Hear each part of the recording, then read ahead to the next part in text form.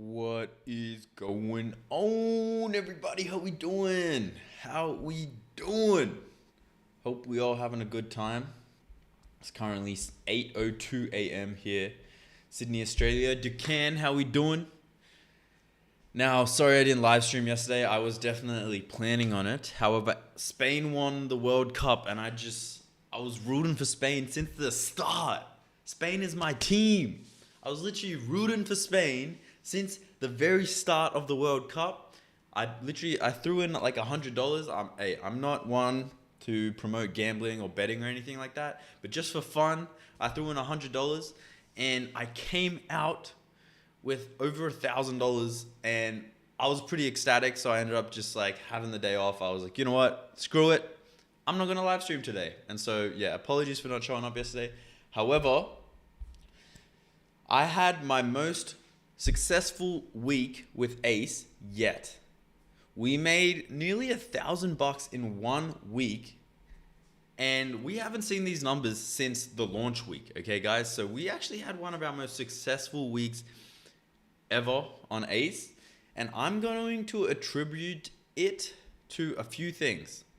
All right. Firstly, you're gonna start hearing me talk about this a lot more in the live streams, but I am a huge. Okay, my Chrome just crashed. Good to know. Let me just reopen everything. Restore all my tabs. We're back. All right. I'm a huge proponent. Streamed in. We're still rolling. All right, cool. I'm a huge proponent of founder-led marketing. Okay, I'm gonna start talking about this a lot more because I really think this is one of the best ways to market your app, where people don't want to follow companies. They don't want to follow like project accounts. They want to follow people. Like, that's what social media is for. It's for connecting with people. So I think founder-led marketing is really strong method to attract users. And so everything, it crashed again. For some reason, when I open YouTube, it's crashing. Dude, what the hell? Do I need to update my Chrome? Hold on, let me check real quick.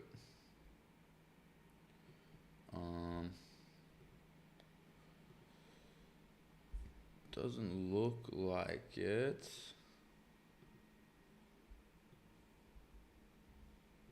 Okay, let's try this again. Why's my Chrome crashing? Can't use Chrome for a live stream, man. Jesus. Anyway, I had a really good week this week with YouTube. You can see a couple of my videos in a row did really well. 86,000 views in 3 days. Like, what the hell? That's insane. 47,000 views in 12 days, 35,000 views in 10 days. So 3 out of, I'm going to say, out of the 5 that we've posted, this one yet to prove itself. So let's say 3 out of 4 videos that I posted this in the last couple of days have done really well. And I have added Ace as a mid-roll sponsorship for both of these 2 videos. So I think these generating like tens of thousands of views have obviously added to the sales. I also think my live streams have also been generating decent viewership. Like, this one hit 2.5K, which is ridiculous. 1.6K, 2.2K. And I did notice another thing as well. And I feel like this is kind of like, people don't realize how good this is, but I've noticed my Instagram is actually generating. That's the wrong Instagram. That's my personal Instagram. Check it out if you want to see my personal account. I barely post on there though. On my Instagram, I've noticed you can generate a shit ton of leads through the comment and I'll send you a link method. Like this one, for example, 170,000 views, 10,000 comments. Guys, that is literally 10,000 leads because I have connected this tool called ManyChat. So anytime someone comments agents into here, you can literally send them a link. Like, let's say if I go into this guy, for example, whoever this guy is, if I go into, can I see my DMs with this guy? No, I can't. Maybe let me try someone else. but you can literally send them this link, and you can start talking to them. This guy. So this guy, for example, was like, send me the link, and then I can send him the link. And this is a really good way to gain leads because it takes the user out of the app and onto whatever platform that you want to take them to. So my method right now, and I'll even show you if I go to my docs, and I'm literally giving you all the source right now. So for example, this is where I send them. So if I talk about, for example, I made a video about the grill me skill, and I was like, comment and I'll send you the link. Who's Jessica? Jessica's my girlfriend. And I'll send them the link. You can literally go into this document, and you can see like, here's the link that they're requesting, but you can also see, hey, if you don't want to figure this out alone, check out my school community. Now, my school community is completely free, but this is just me kind of testing out the funnel and seeing like how effective is this. So even inside of school, what's really handy is you can see exactly where things are coming from. So I think it's this one. So look at this. You can see 186 people, 65% of my audience comes from YouTube. 18% comes from the school network, 29% comes from direct. That would have been from Instagram. And then 8% comes from Instagram, 5% comes from Google, etc., etc. So this is kind of, I know it's a bit dodgy. I should probably set something up properly, but this helps me understand where people are coming from. Even though I'm not fully sending them to school, but eventually I'm going to start sending them really hard to ACE. And so what I kind of want to do today, and also feel free to ask any questions if you haven't already.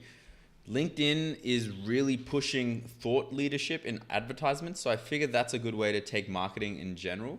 Interesting. I should probably start going hard on LinkedIn. Yeah, I should definitely consider that.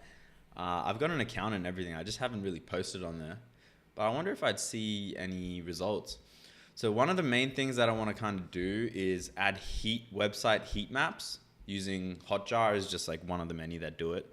But I want to add a website heat map because I want to understand if I start sending a bunch of people to this, whether it be through paid ads or through, a short form video that goes viral, then what we can do is we can see where people drop off. We can see, are people dropping off in this certain page? Are people getting confused at the checkout? Like we can see all of that. And I think that's going to greatly increase my conversion rate because if we were to check, I don't want to really open Cloudflare right now just in case there's like API keys on there. But if we check my Cloudflare, there's a lot of activity on the website. The conversion rate is like less than 1%. I think a good conversion rate is like 1 to 3%. Now I'm going to, off the rip, this video right here is outdated as shit. So I need to change this video. Have you ever wanted to start? Like this video still talks about a 30% discount, which I only did for 48 hours when I first launched the app. Like I'm never going to do that discount again. And so obviously it's a bit confusing. It's like, okay, why am I still posting that video? So that's one, been a bit lazy there. Two, scrolling down, these reviews are fake. We have good reviews now. So I don't know why this is here. This is purely just me being, I guess like kind of forgetting about it. So we need to change that. I also think this checkout itself is a little bit confusing. Like I've noticed when people click this, it confuses them a little bit. So maybe redesigning this. We added a FAQ though. So this kind of answers a few questions, which is good. But yeah.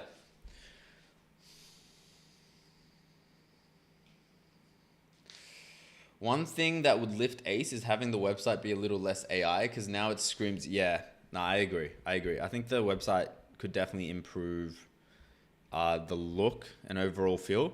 It's worth mentioning, I built this with Opus 4.8, which no one uses anymore. Like we're all either using Fable or GPT 5.6 Sol. So yeah, definitely worth changing this up a bit for sure. So maybe we can focus on this this week. I'm not going to do it this live stream, But I think the website definitely needs a bit of a fix. I've got a bunch of bugs from a bunch of different people that we need to look into. So let's dive straight into it. Bro, I switched to 5.6 Sol on Claude Code and he is taking forever. Yeah, 5.6 Sol takes a shit ton of time, but you will notice, even though it takes a shit ton of time, when it does finish, it's something that you're happy with. Like it will have done everything correctly. So yeah, it's worth noting. I don't know if you're using like Codex Max or something else, but I have noticed that if you use extra high, it's a little less of an issue. But yeah. All right, let's get straight into it. So we made a bunch of changes last time around. I think dev right now is like 90 plus commits ahead of main. So this is like my testing environment. So we're kind of in a, you can see here, 98 commits ahead of main. So we're going to test out dev a little bit. And if it's good to go, let's merge it into main, and that'll kind of be a pretty major update for a lot of you guys. What's going on here? Let me go open up dev.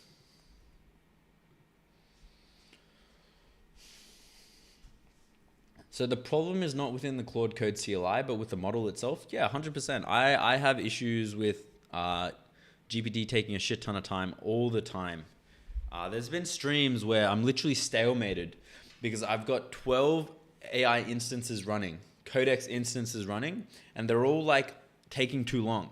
Like one of them took like an hour and a half, another one took like 2.5 hours. Like it depends how big your code base is, your level of thinking, like are you doing extra high, max, whatever, and the task that you've given it.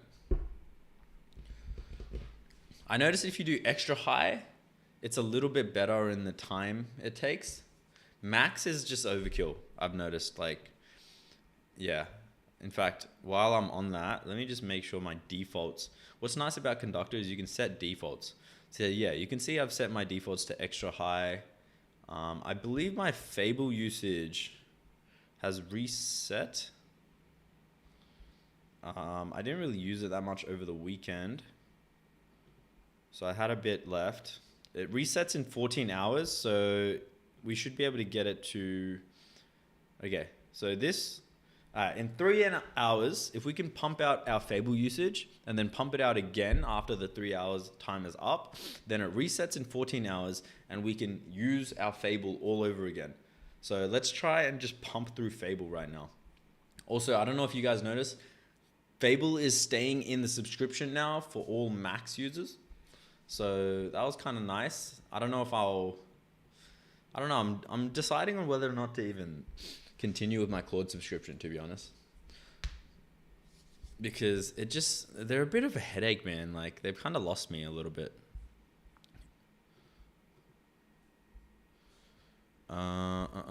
Okay, so we're inside of Ace Dev right now. So I think, oh yeah, guys, because of Ace, I now can do this video that I've always wanted to do. And I think it's kind of funny, but I don't know if you guys know about Gemma 4. I know a lot of you guys do, but just for those that don't, Gemma 4 is this really small local model that Google has released. And it can run on your iPhone. That's how small it is. So I've literally made a video about how you can run a local model on your iPhone. And it's kind of cool if you're like into survival and stuff, because you can ask it, how do I make a fire? How do I hunt for food in the Amazon? Like you can ask it questions like that. So it's kind of like a cool survival tool is how I look at it with a local model on your phone. It is very slow, but it could potentially save your life. But what I've been thinking about for a video would be, because it's obviously quite dumb and not overly intelligent, because it runs on 9.6 gigabytes of download. So what could be really funny is, what if you had Fable orchestrate like 50 different, I mean, maybe not 50, but like 10 different like Gemma 4s. Like how funny of a video would that be? And then you like kind of see like what could Gemma 4 actually come up with. I think that's a really funny video idea. I don't know. Are you guys on the same page? Not really. But I think that could be really funny. Like, because Gemma 4 obviously can't do much by itself.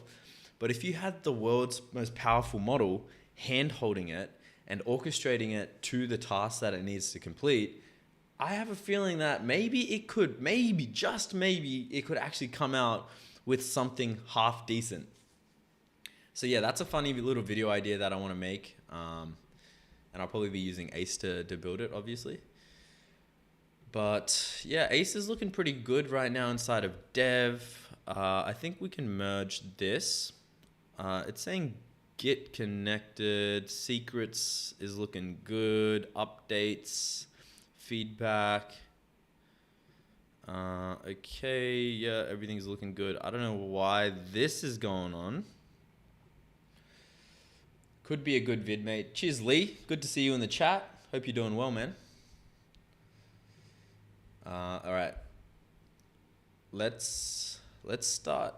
I think we can merge dev to main now because it's looking good. So before I like muck around with it,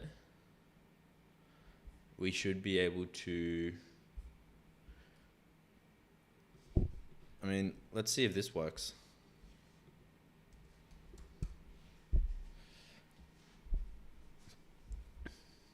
I tried running Gemma 4 on Hermes and oh boy, he didn't even understand a thing I asked for. Yeah, Gemma 4 is like a model where it's purely for chat. Like all you're doing with Gemma 4 is you're talking to it like you would ChatGPT, but it's actually really handy. And I'll tell you one of the use cases that I actually legitimately used Gemma 4 for recently.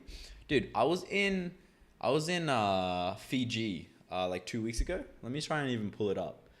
I was literally in Fiji 2 weeks ago and we went to this remote island, okay? And me and my brother had like a bit of an argument around like how they make, like what the most popular island, oh shit, I deleted it.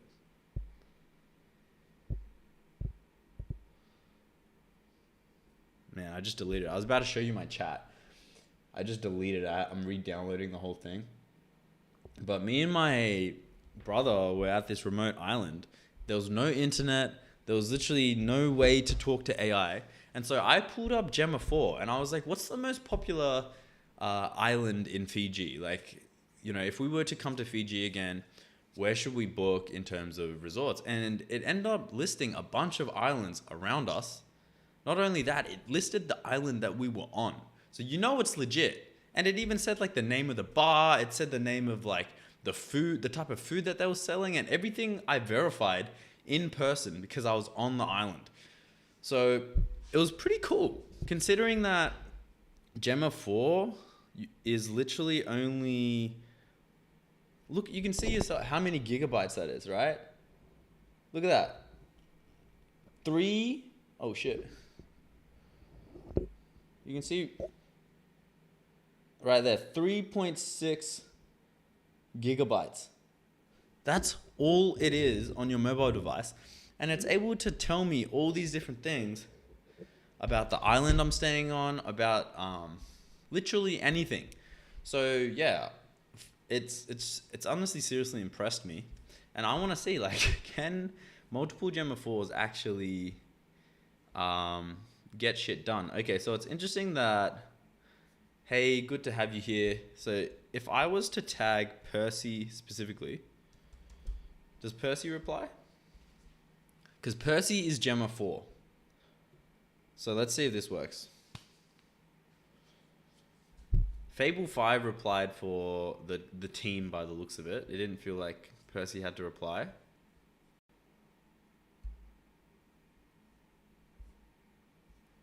Percy thinking. I do have it installed because it's right here.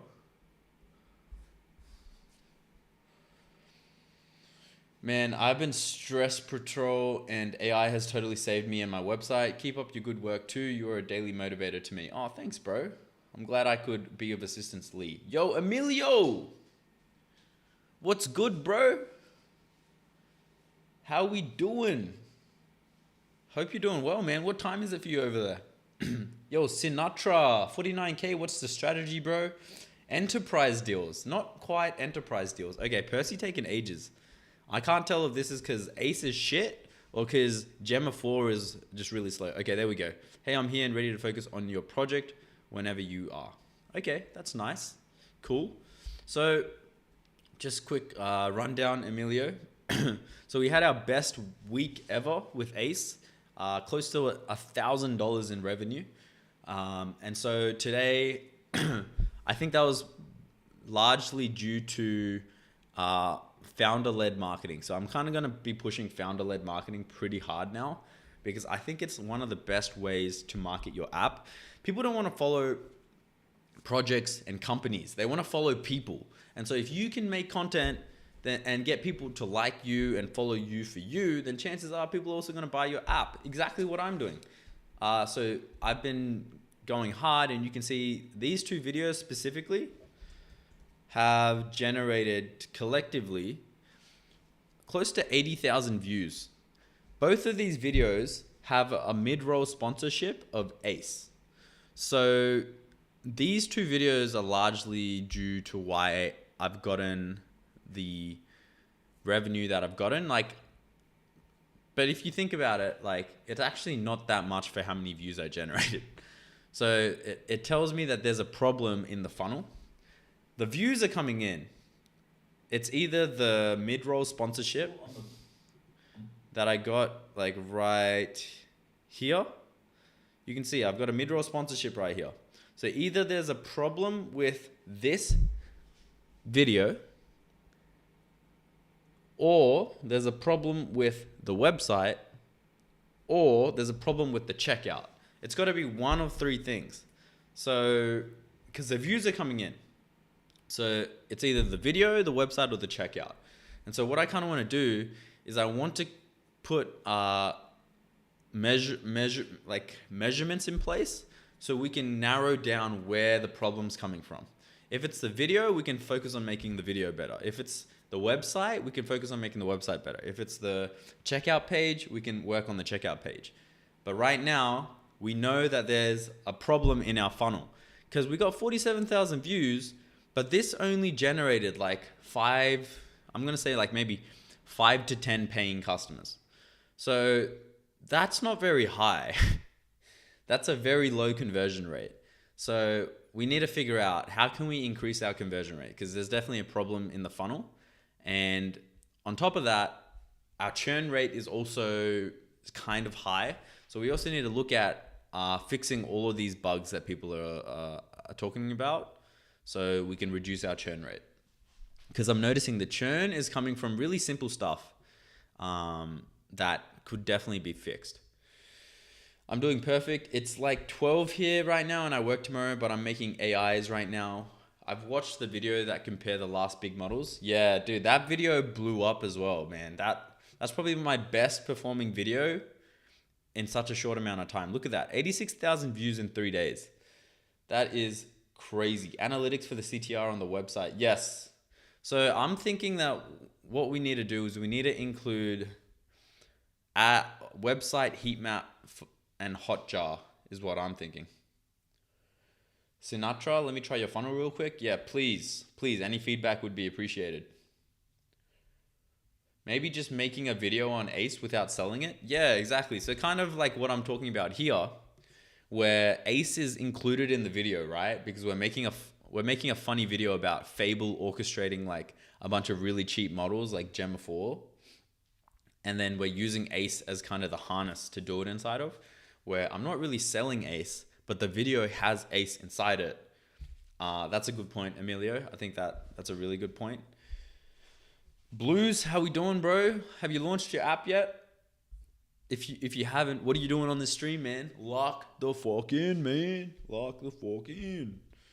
All right, yo, Vince, I'm not gonna lie, Dev is looking incredible right now. I think I'm gonna merge everything before I play around. So I'll probably use Fable here. Merge dev into main. And then I'll just let Fable, that extra high, handle that. Waiting for review. Damn. All right.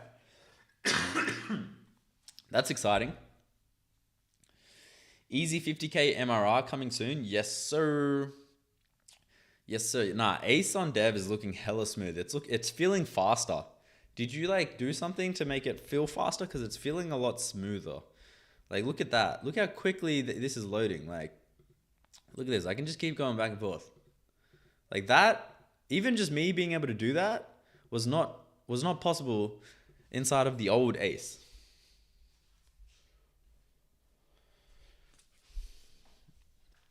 I mean, a good local model, a little difficult for setting, but it really does the job, is Bonsai 27B, but it runs on my poor PC. That's funny. Bonsai 27B. What do you need for that? Try JetBrains Air. I think the ADE has real potential. I think it's honestly better than Conductor. JetBrains Air. All right, I'll have to look into it.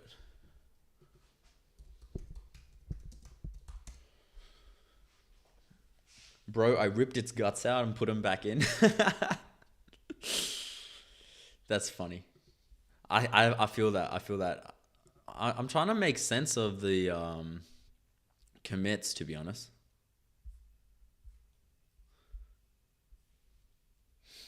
How's your app coming along, Mr. D? It's coming along really well. It's coming along really well.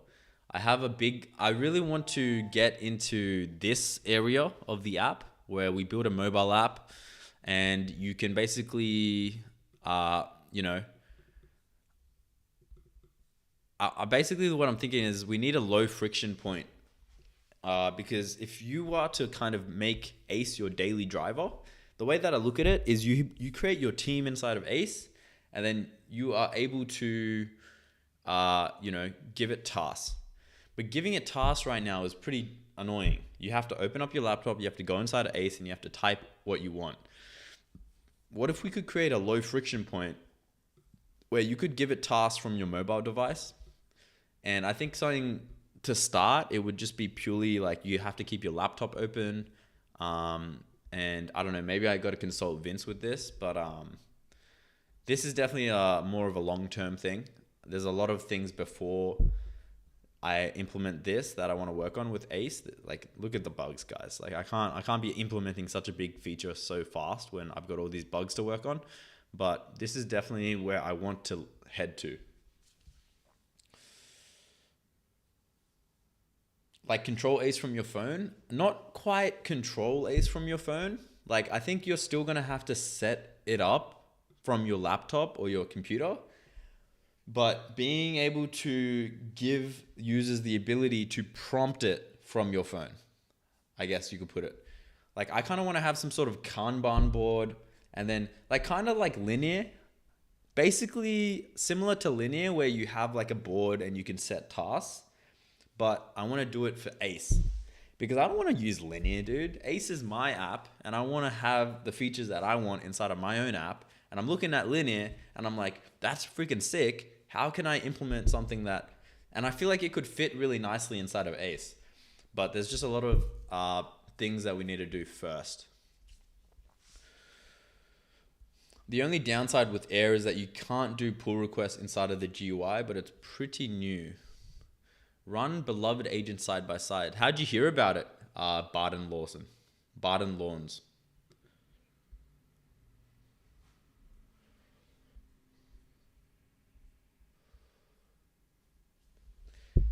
HMU when you get to the mobile app too. If the infrastructure is set up, I'd like to help with the mobile dev. All right, bet. Cheers, Blues. Appreciate that. We're probably a ways out though, to be honest. It looks cool. Website is nicer than mine, so I can't even talk shit. But yeah, I mean, it's kind of cool. What's the documentation saying? Oh, actually, I feel like you learn a lot from the X. Ain't no one reading all that documentation. Agentic development environment for engineering teams building products with AI. Yo, if they AI generated that, it's pretty cool. I can see what they did. They might have even gotten a stock image here and then just added these bubbles in front of it so it feels less stocky. This is giving this is kind of giving conductor vibes. This is actually a really good case study for me. Yo, thanks, Barton. I feel like I can, because these guys are fairly new. So I feel like I could learn from these guys how they're marketing their app. Because if it's working for them, it can work for me. The messaging, everything. Connecting Air to GitHub Copilot. So you can see they're throwing shots. How many likes does this have? 49 likes. Okay. So do these guys have funding? Like, I'm trying to figure out, what's their very first post look like? Like, how amateur are we talking? December 4th, 2025. Try it now. And they've given us this link, which takes us here to the download page. Now, review and commit changes. So, interesting. I'm a bit confused as to how they're getting their initial reach. I'm assuming it just from these guys, word of mouth. I found it by ChatGPT. So they got AI SEO locked in. ADE. Yeah, JetBrains is massive. Really? JetBrains is not new. Okay, so they've been around for a bit. That would be cool, been using Linear 2 just for that. Are you an agent? No, I'm not an agent. Yeah, I think that would be dope. Let me just verify if dev has merged to main yet. I don't want to start doing anything until it is. Mainly just because Vince has done a great job cleaning up the code base. I don't want to mess anything up. So let me merge it. They have a cult following in the dev space? Okay. Yeah, all right. Well, if you guys have any idea of people building something similar to me, that isn't BridgeMind, obviously, I'm really looking for a company, kind of like JetBrains, that is very project-focused marketing, because I want to understand what they're doing that I can learn from. But if they've already got a cult following, like, their methods are going to apply differently to mine. JetBrains IDE is like one of the go-to IDEs for Java. They also have a IDE standalone for Python called PyCharm. JetBrains were there when the dinosaurs wiped out. That's so funny. Damn, I would have expected them to have a bigger following than that then. And it's weird because their first post was made in December 4th, 2025. So maybe the website, the X is new. You need your ICP on point. ICP.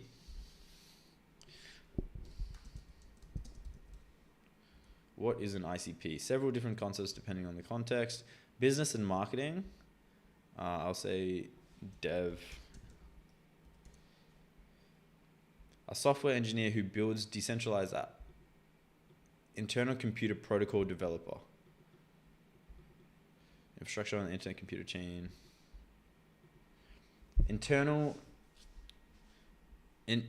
Internet computer protocol developer.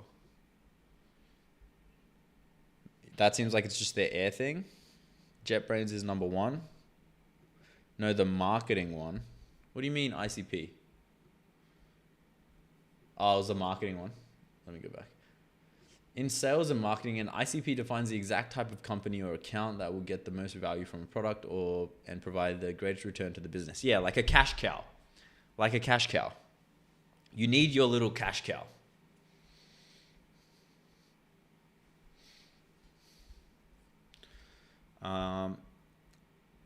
Is this good?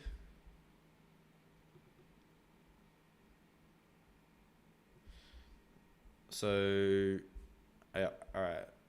If I open up Ace main, let's make sure nothing's broken. The actual X, JetBrains, has 200,000 followers. I see. You need to work out who you're building for. Yes. I mean, initially, and this is kind of gone and flown off to a different path now. But initially, we built this for non-technical users. However, the more that I use this and the more complex that it gets, I'm starting to realize that more than non-technical people can use it. And so I've got a session. I'm planning to do a little session with my brother where we kind of break down ACE as a whole and try and pinpoint on a direction. But yeah, we're not really there. I'll be honest, we're not fully there with the direction and the pain point and the target audience and the specific user that we're aiming for. And so that's partly why ACE feels like an everything app right now. And I kind of want to narrow it down a bit more to like, this is for this type of person kind of app. Because then we're going to speak to that specific person rather than try and speak to everyone and not really speak to anyone. And enterprise deals could get you so much money, bro. Yeah, but the ACE is not at a level for enterprise deals yet. I'll be honest with you. It's not. It's like the amount of bugs that we're trying to fix. Like I can't go to enterprise and be like, yo, like check out ACE. It's not up to that level yet. App is super early. You got time. Exactly. We got plenty of time.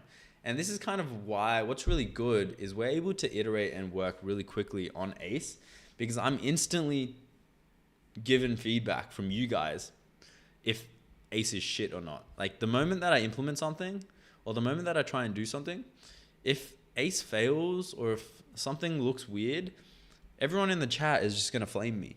So it's honestly the fastest way to iterate. It's really good. I kind of recommend it.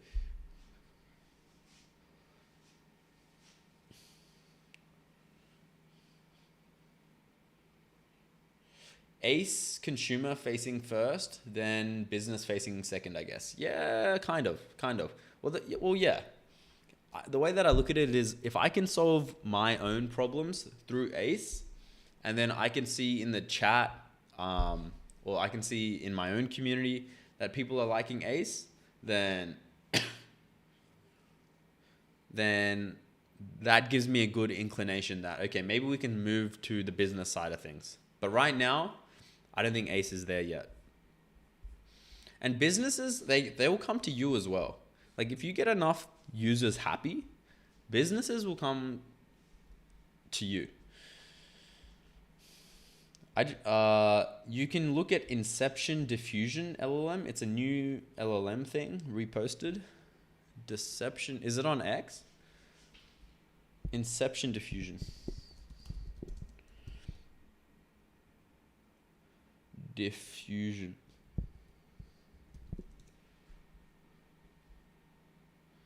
This one. Is this one? Pioneering a new generation of LLMs. This Minecraft dog is an AI agent built with Inception AI's Mercury 2. I talk, it understands, decides, and acts in real time. This is pretty cool. Cool marketing strat. I just see half of the ACE bugs came from me. Sorry, LMAO. No, this is good, bro. Honestly, the more bugs, the better. Nah, I've worked with a new startup years ago and they sold buggy ass apps to enterprise. I don't know how common that is, but they're selling a dream and fast track the bug finders. Yeah, I don't know, man. That just goes against my morals a little bit. But I think you're right. Like I should definitely consider that for the future. To be fair, up until your comment, I didn't even consider it. So I appreciate you providing that information.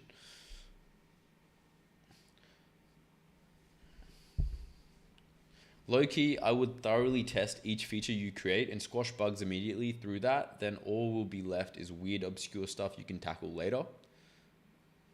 Good point. Would speed up the level. Yeah, 100%. Nah, definitely. I think I need to have maybe like a checklist almost for every test, for everything that we spit out, where we test it thoroughly. It's just very time consuming, but I totally get that.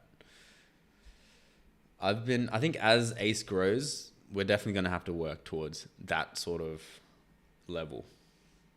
Have you tried N8N? Yes. I remember trying N8N and finding it extremely confusing and having to pay for all these random APIs that I didn't want.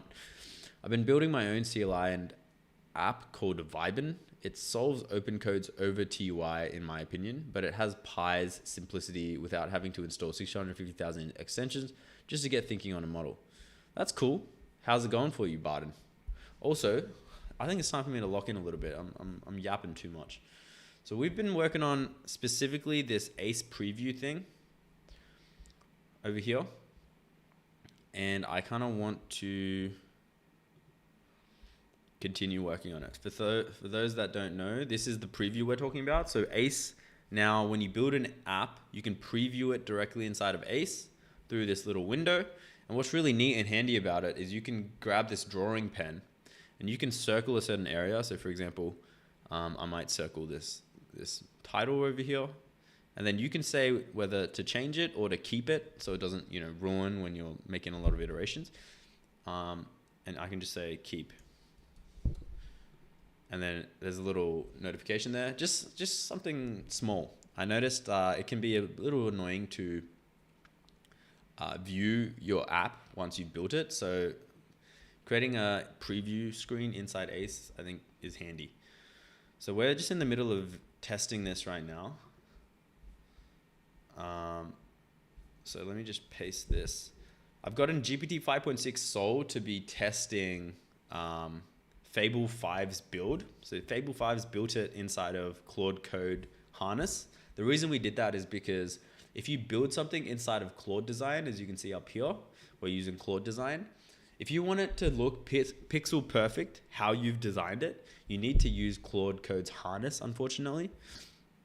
Specifically because it has access to the MCP, which maybe you can probably install this into your own harness potentially, but it's just easier inside of the Claude Code harness because it already has access to this tool. So it basically copies pixel for pixel. If you do this outside of the harness, it tends to not do that. So yeah, all right, we're gonna do that. We've been iterating on a bunch of different stuff. So we can probably merge to dev here. This is regarding the Grok repo, merge to dev. We've got a few iterations here. Let's paste them in. Reserve a few iterations here. So for those that don't know what I'm doing and you're curious, basically what I have is I have two windows inside of Conductor. Conductor is an environment that I work inside of. And you can see on one window, I'll write the code. And generally I'll write it with Fable or GPT 5.6 Sol. And then what's really neat and handy is you can press this button up here, review, and it opens up a second window with a different model that reviews that code that you've just written. And so you can create a workflow where you're just kind of going back and forth with each other the whole time. And it's really handy for basically creating new features with a lower chance of bugs, essentially. So as someone who has never coded before, as someone who's very reliant on these AI agents to do the job, because if they don't do the job, then I'm kind of screwed, I try and create a workflow where I can have the agents just talk to each other and communicate as much as possible on all the issues. So let me just verify. Found 7 actionable issues. This one has 5. So boom. And so what I'm kind of doing is I'll have the agent review. I'll copy that text, paste it into the build agent. The agent is then going to verify and fix. Then I'll have the agent review again. And I'll just keep doing this until they both agree that the build is at a level where I can merge it to my developer repo. So that's in, check dev. We can copy this, work for 20 minutes, paste it in here. And then we can copy this, paste it in here.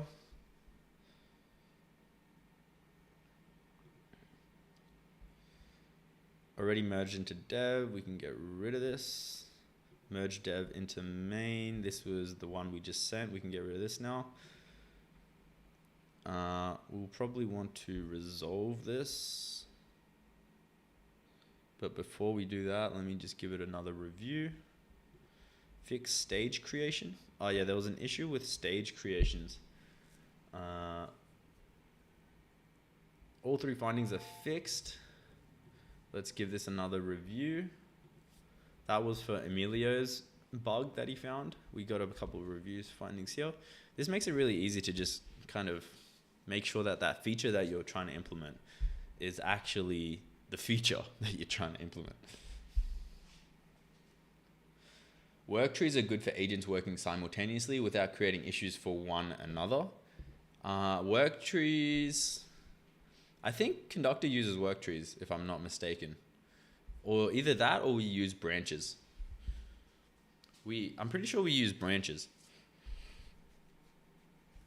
Which I should probably figure out what that is.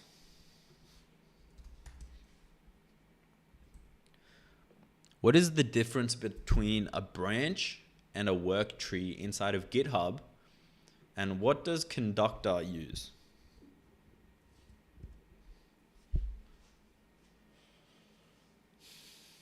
OpenCode be lagging as hell for some reason on my device. Why do you use Git work trees? Do you need any contributions on your ACE project for collaborations? I mean, I'm open to like helping out with finding bugs. But in terms of like help, I feel like I got enough help already. But I appreciate the offer, man. Thanks. I'm too broke for Claude design. I use Open Design, works exactly like it. Yes, I actually need to test Open Design actually. What's the difference specifically, Barton? Have you said, is it mainly just the cost difference? Like Open Design's a little cheaper?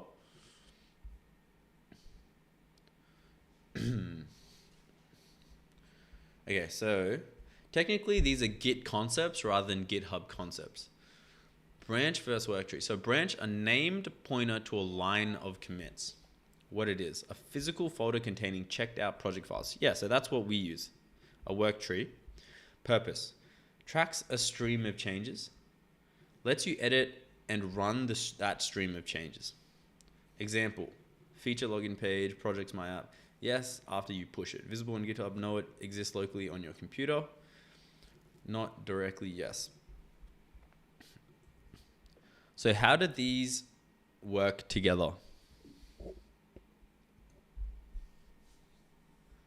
A branch separates the change history. A work tree separates the actual files on your computer. Conductor combines both to run agents safely in parallel.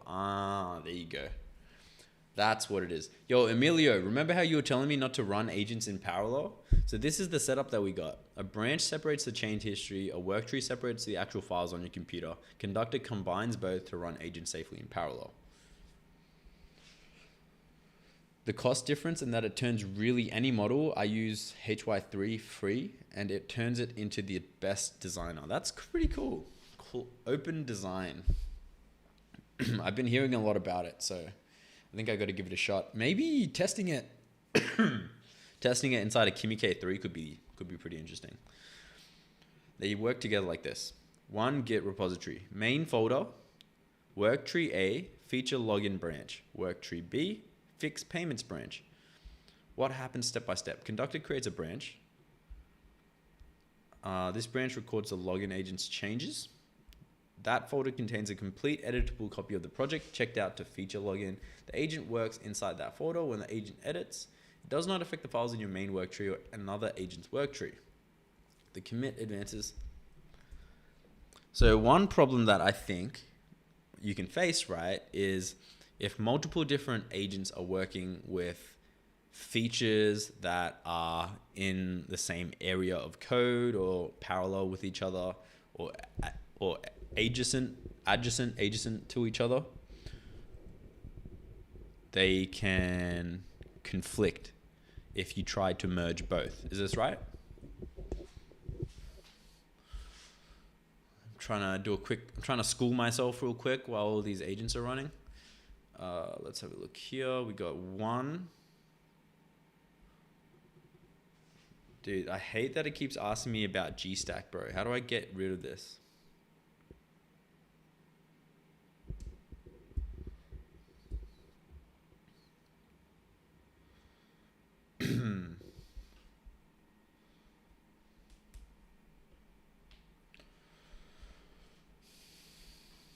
Damn, it's too advanced for me, LMAO.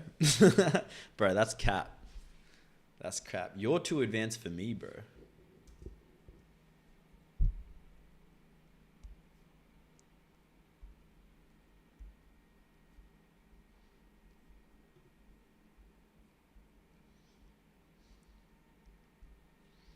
Dude, it's telling me to upgrade Gstack, bro. I don't want D.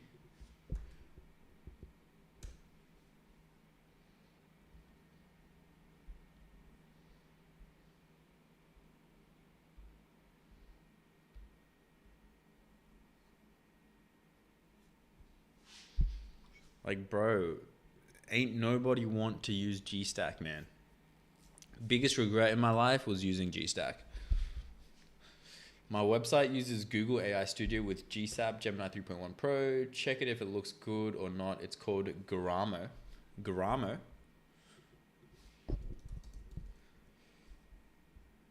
Is this one? Garamo.com? Sinatra? What's the is it .com, .de, what is it? If you send the whole link, YouTube's gonna not show your message, so just send the ending of it.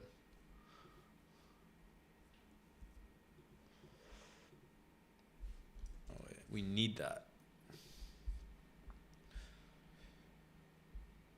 All right, we've got a bunch of instances running right now. There's nothing to land. Is already contained in dev. Okay, cool. We can get rid of this. We've got the preview.com.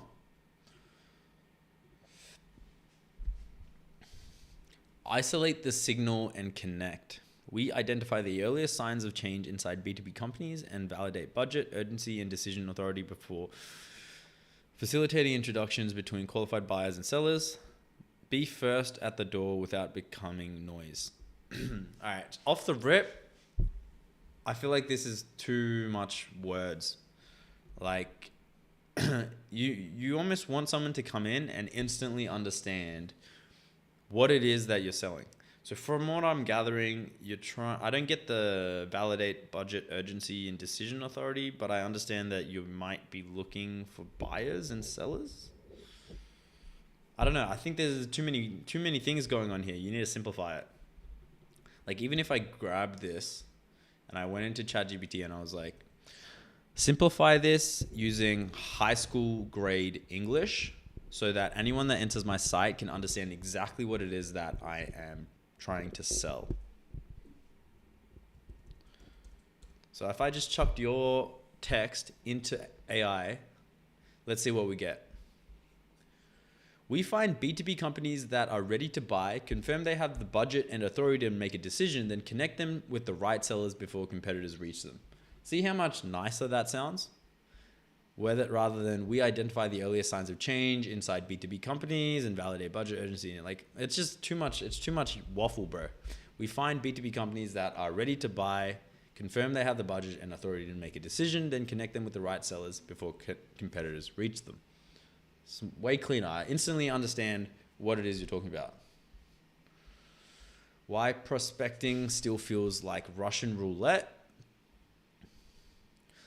What most prospecting services actually deliver. How Garamo finds. This is nice. A predictable pipeline solution. I will say it doesn't look very AI sloppy. So you did well there. A predictable pipeline solutions. So this is kind of doesn't make sense. A predictable, and then it says pipeline solutions. It should just be predictable pipeline solutions. You take out the A.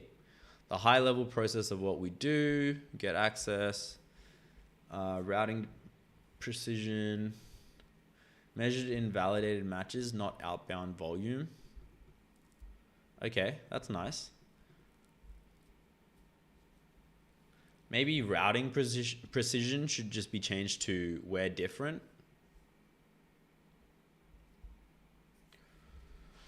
Claude design sucks, AI Studio sucks, Open Design sucks, Ferret design is superior, and we will see this soon in ACE. Oh, I have seen a little snippets that Vince shares. It does look really good, I'm not gonna lie. This is a routing system, not a campaign. Signals data ingestion. This is cool. Yo, this is really cool. I really like this graphic on the right hand side. Routing compatibility. You've copy pasted it here again. I feel like you're adding too much on the website. I don't know. Like, is someone actually going to go through all of this? Also, I feel like maybe even having this at the top as well.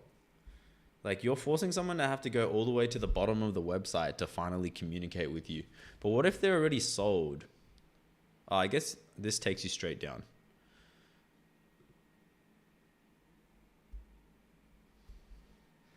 This is cool. I would recommend, I don't know, I think you can take some stuff out, man.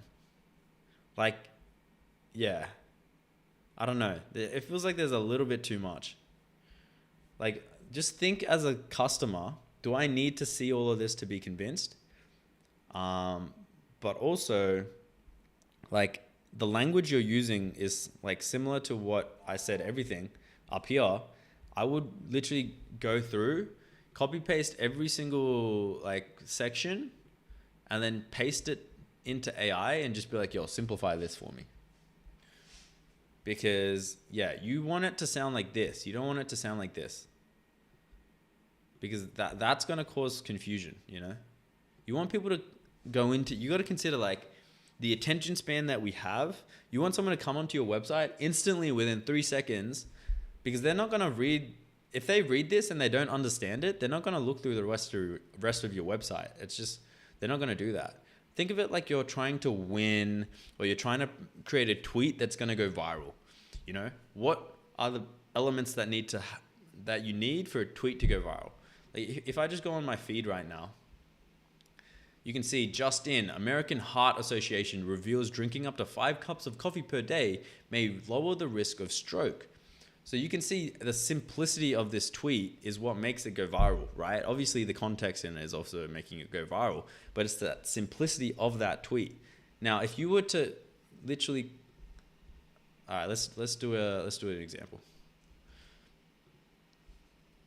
Rewrite this with the same complexity as the original I provided you earlier.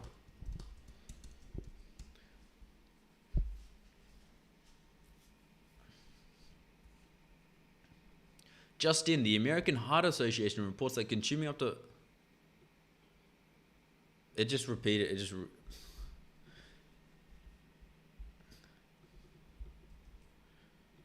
No, I mean as in this text. My prompting is ass. It's probably going to get it wrong again. But you get what I'm saying, right? If this doesn't work, then... I'm going to just in. The American Heart Association identifies coffee consumption of up to 5 cups per day as a potential indicator of reduced risk across stroke, heart failure, and type 2 diabetes, gains the benefits without overstepping the evidence. Like, it's just, see how that feels way less strong than that? Like, that's just like straight to the point. This is what I do. This is what we're trying to accomplish. Very simple English. A 5-year-old could understand it. This is way more complex.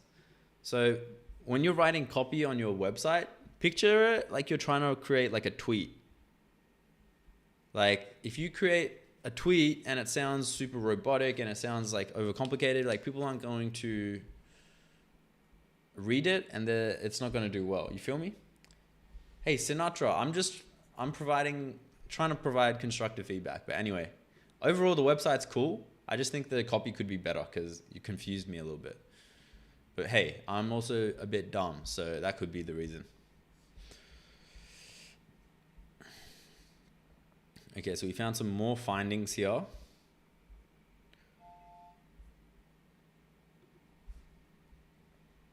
So I'll just paste it in there.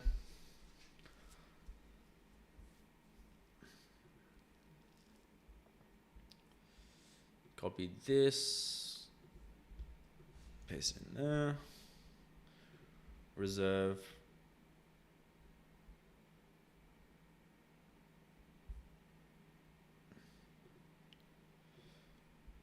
View this. I got you, bro. I hope that helps, man. Hope that helps. Also, good luck. Good luck. Any ideas on how you plan to find customers? Like, how are you just gonna reach out by email or what you gonna do? Also, the other big thing is because you're trying to work with businesses.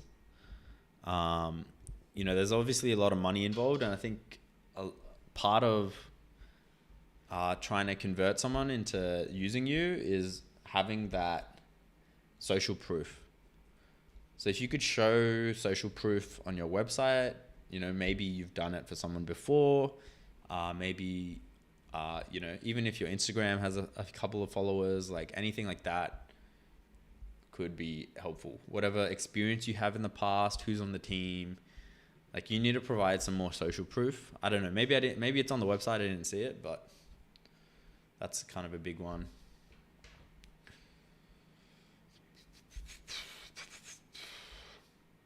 All right. So we're fixing that. We need to fix.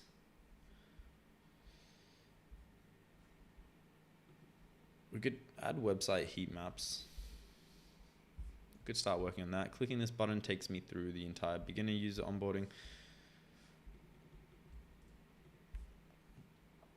So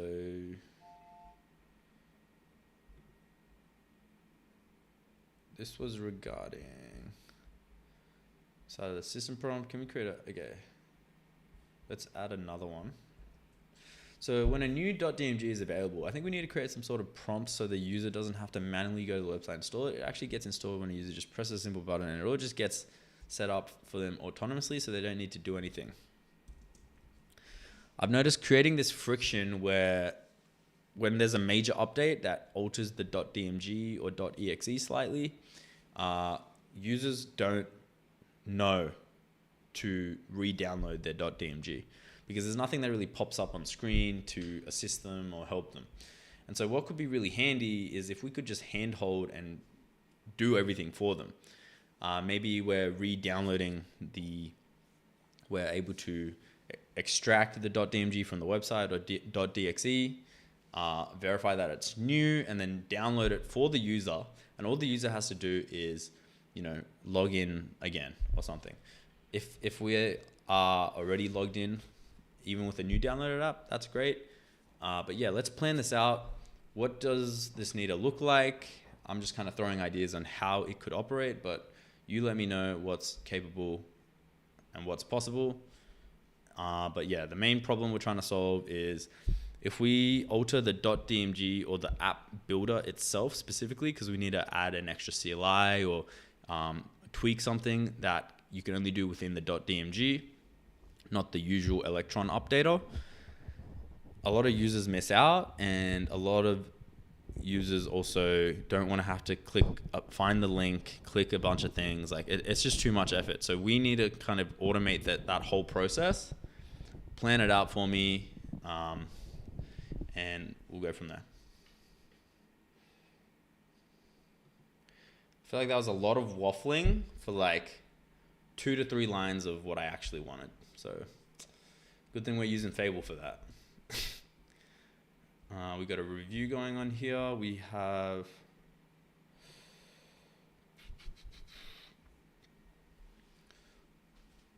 what voice to text software do I use? I use Whisper Flow. It's really good.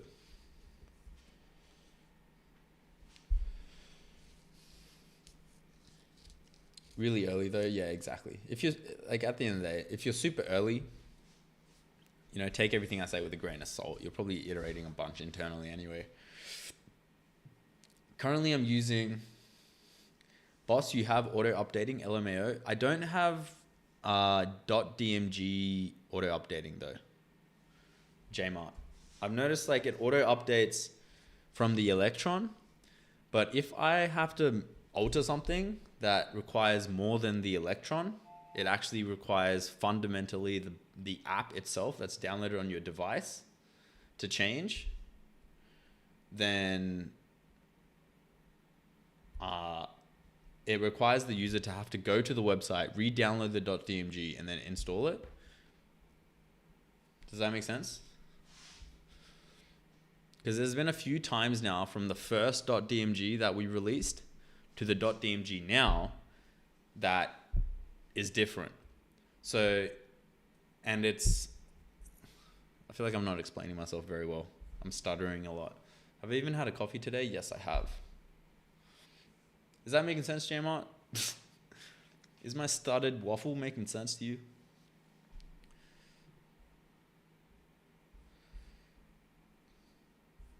But it's specifically to do with the app build itself. It's not to do with the Electron.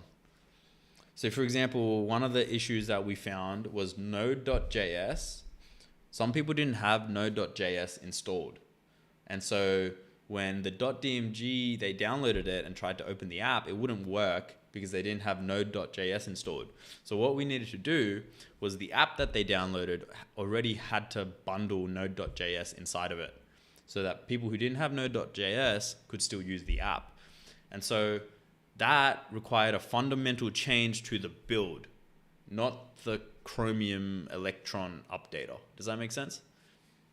There's like two updates. There's front facing, there's like simple updates, and then there's like the, now I understand what you are saying, but I swore I implemented that. Really? Because I feel like I'm just getting like people are telling me about problems. Like for example, this guy, I installed it on Windows, completed the tool setup. Oh yeah, I still got to read your Discord message. Was it important, Jmart?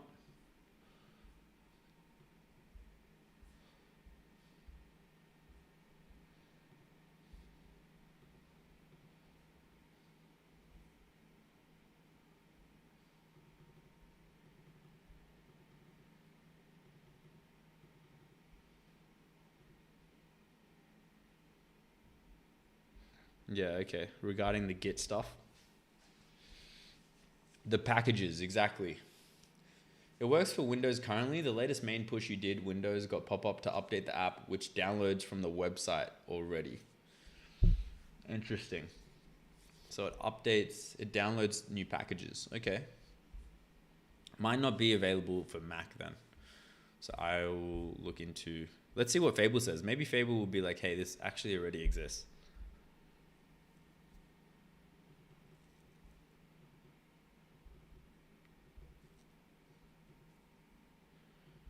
Key discovery: a desktop shell auto update path already exists in the code. Auto update a native restart now later. Dialog checks 12 seconds after launch and every 6 hours. That changes the planning question from build it to why isn't it reaching users and what's missing.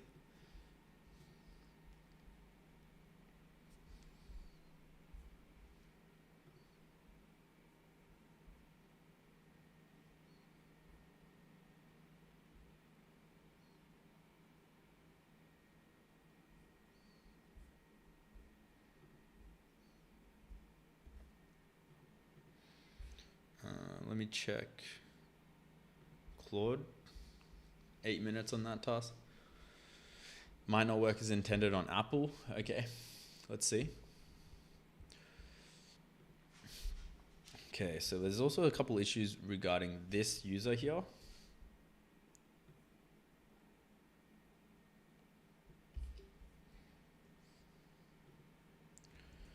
We can get Fable on this one.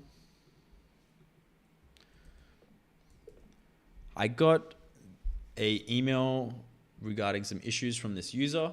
He installed the app on Windows, completed the tool setup, and downloaded/installed Git 4 times, but it still says not connected.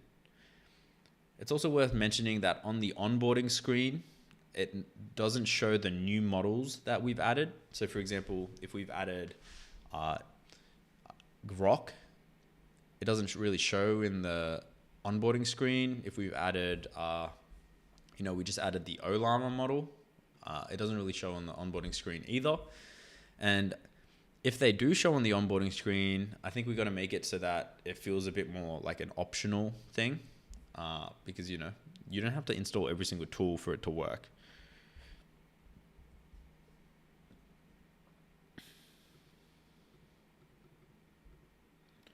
Maybe go max effort for this one.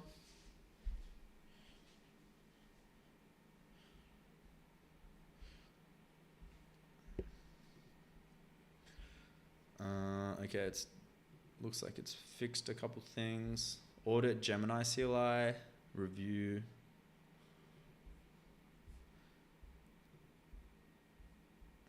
Man, the Grok agent looks so cool. Hey, wait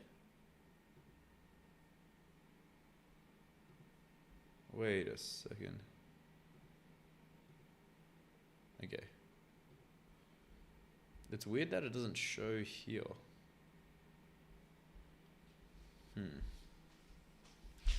So if I go in here right now, I can pick between. It's weird that it's still grayed out for me.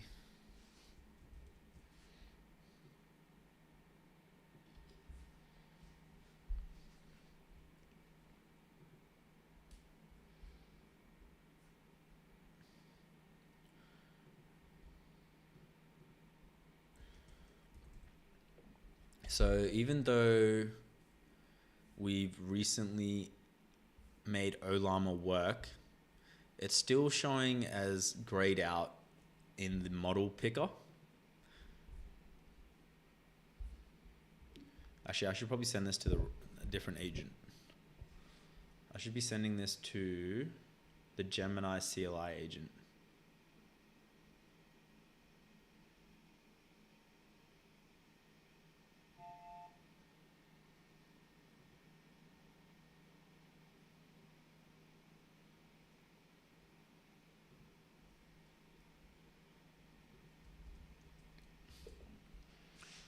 Even though, actually it hasn't been merged to dev yet.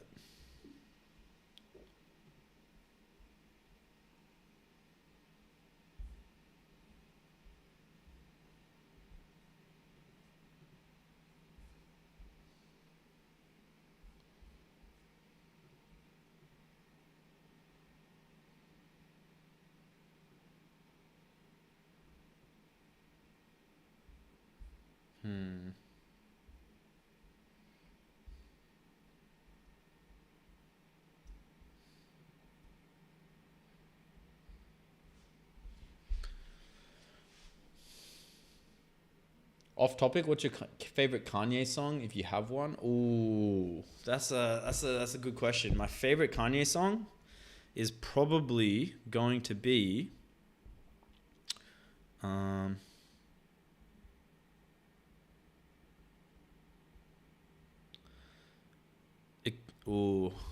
I've got a few. I'm not gonna lie, I really liked the Vultures album. Like the Vultures album hit for me. Like Burn freaking hit like crazy. No,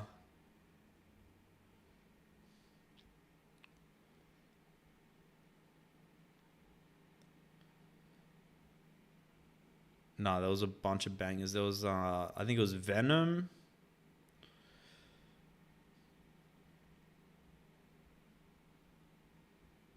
Keys to My Life slaps. Power, obviously, banger. True Love, banger. Devil in a New Dress, banger. Monster.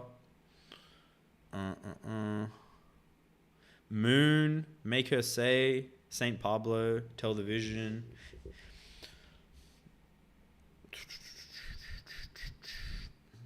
Otis, Real Friends, Good Life. I Wonder. Dude, I Wonder is probably my favorite. I Wonder by Kanye West. That's definitely my favorite. I have a Codex tracker that tracks my weekly usage limits. It's kind of cute. I built one, but I didn't end up using it. I don't like when it takes up space on my screen. And it was like a widget on my screen that I moved around.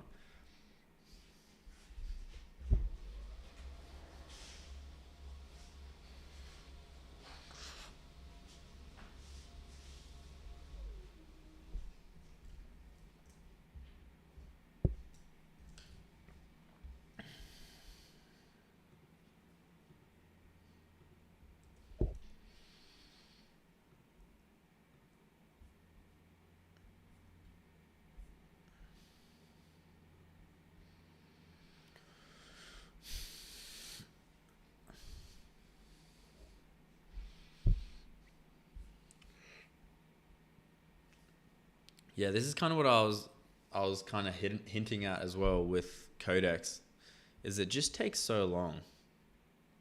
Like nothing's really fast. To be fair, I am using max, so I should probably go to extra high.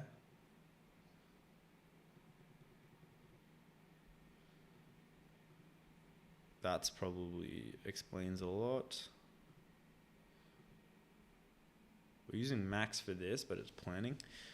And then we're using max for this. We should probably change it to extra high again.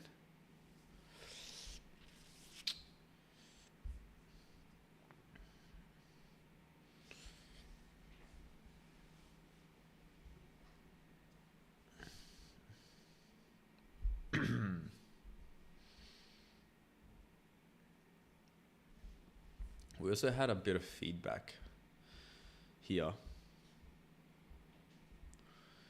So icons need hover names. Agreed. I have an existing large project. It exists locally on my file system. I was hoping to use Ace to create an agentic loop to simple reprompt Codex to continue working on that. I can queue commands in the Codex app, but eventually they complete and I have to check on it every few hours.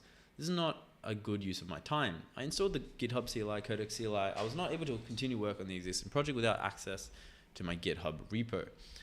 I installed GitHub CLI, but it wasn't able to connect to it, use it. I don't want this thing publishing commits on my behalf. I want to review the code changes first. I'm a software engineer and write the commits messages myself before pushing to GitHub.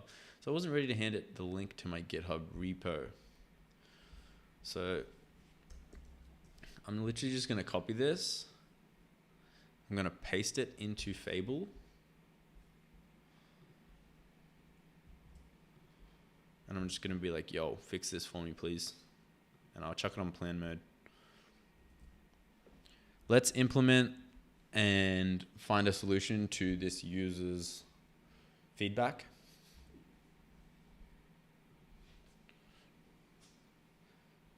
Another error on the Discord. How much do you spend on tokens per day? It's a lot more recently because I've got the Codex $200 plan and I'm honestly just trying to find ways to use my tokens because I've got not one, not two, I've got 3 banked resets. So if you haven't used Codex before, let me try and fill you in on what they are. So here, I've got 3 usage resets available. So I'm trying to pump through my usage right now because I want to be able to use them. Looks like we've got an update for Codex I need to implement as well, but it's going to stop everything else, so I'll wait.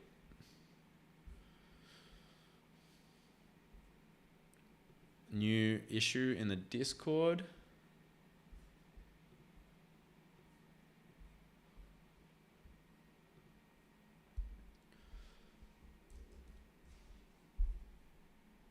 Looks like we... yeah, well, I'm fixing this issue right now. This should be fixed in the next update, Emilio. I'm fixing it for... There's one over here somewhere. Oh, actually, maybe we didn't fix it.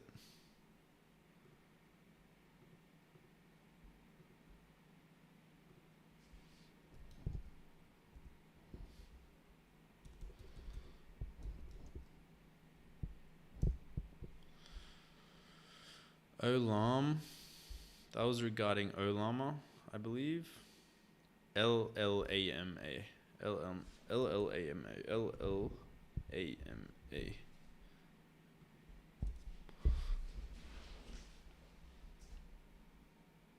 Trying to find out what the branch was called. Local? No. We just committed a branch.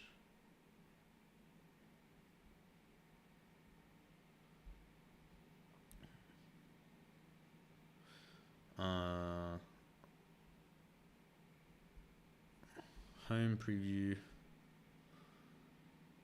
secrets, environment, settings, clean dead code, in-app build preview, remove legacy chat, fix Grok workflow, fix build. Maybe I'll try this one.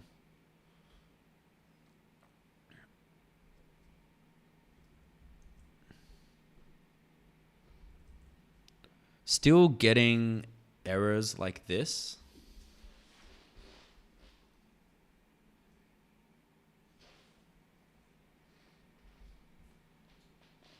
And let me give it to Fable at this time.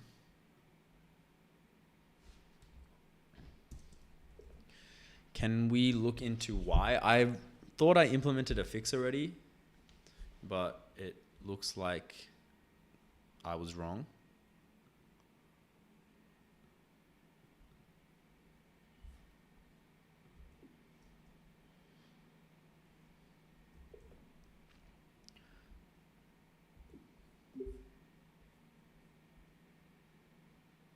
Oh, you didn't fix it. That's okay.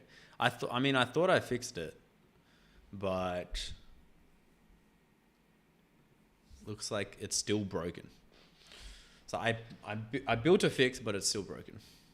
Still getting errors like this. Thought I implemented a fix already, but it looks like I was wrong. Specifically when using a model, whether it's Grok or Llama, anything outside of Claude or Codex, we get this error, and users should have the flexibility of being able to use whatever model they like. Right now, this feels restrictive.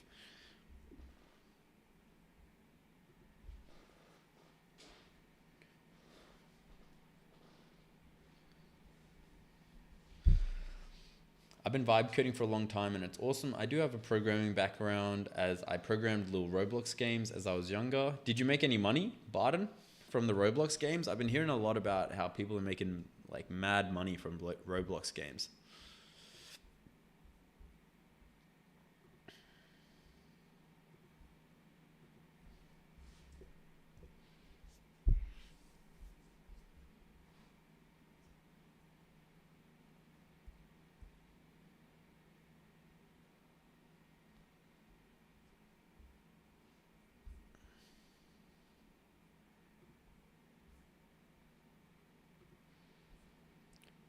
All right, we got a re-review here. So 1, 2, 3, 4, 5, 6, 7, 8, 9, 10, 11 instances running right now, and my computer doesn't feel like it's lagging too much. So I wonder what happened last live stream for it to feel super laggy.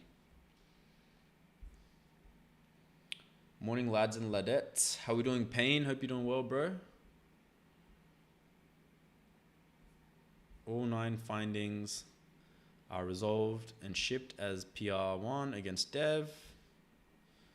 Let me review this. Let's look at the plan.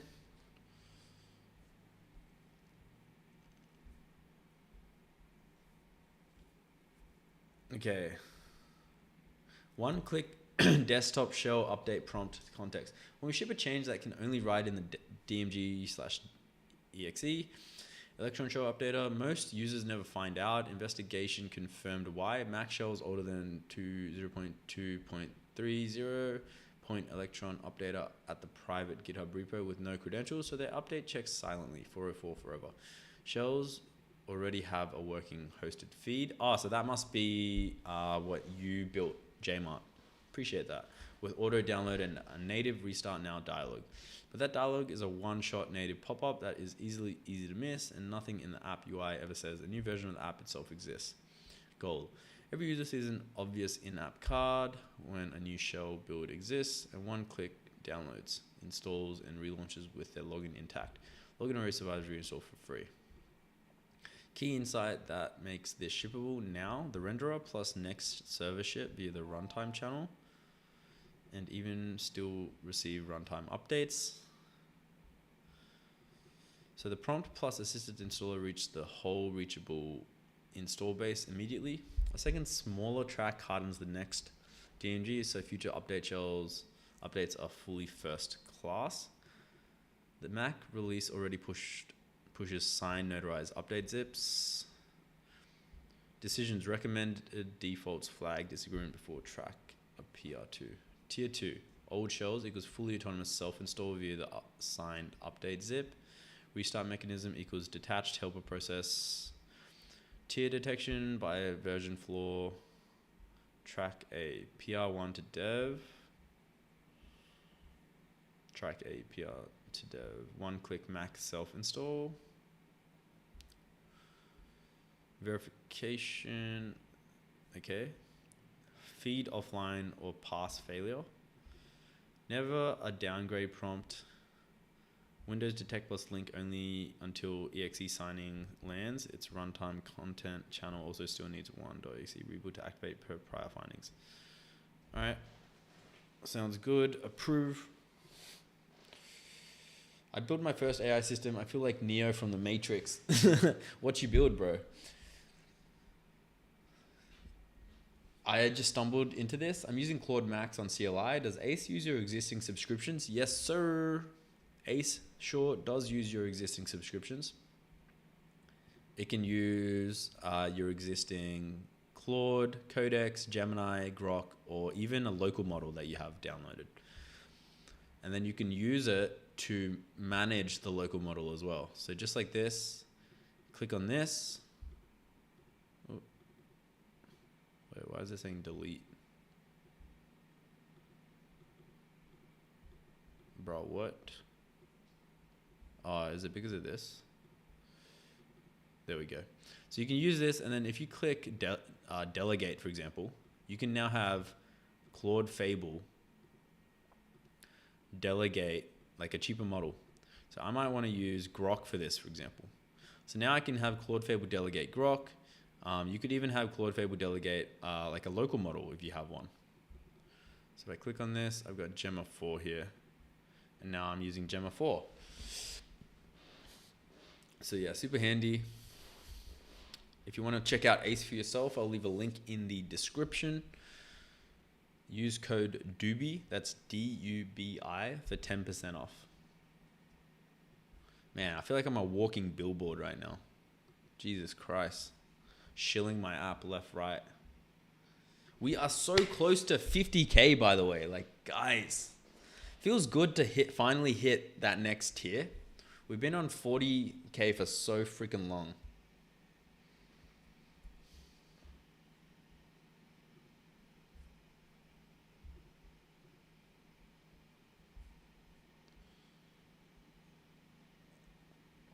Okay, still got some issues.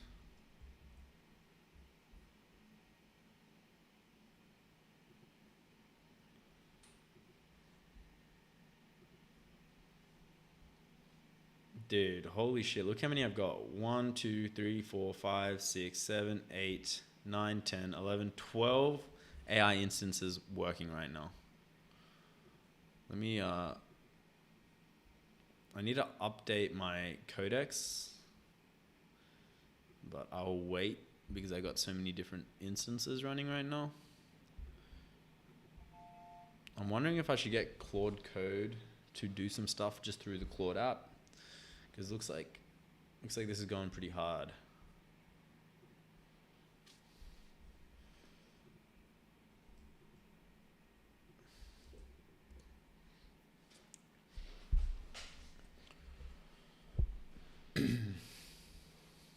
I've been doing content for 30 days and I got 10 subs, lol. Good shit, dude. Yo, let's go VRTX Tech, bro.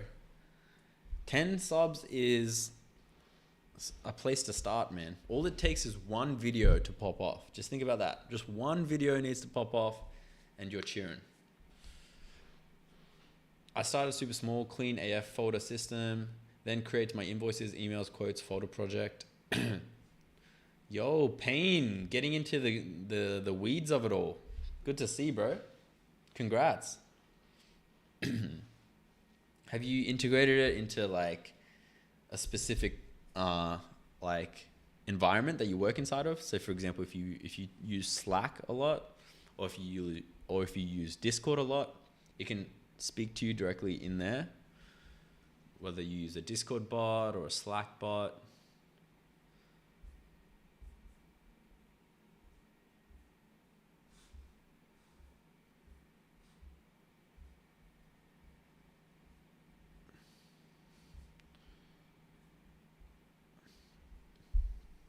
got all these running.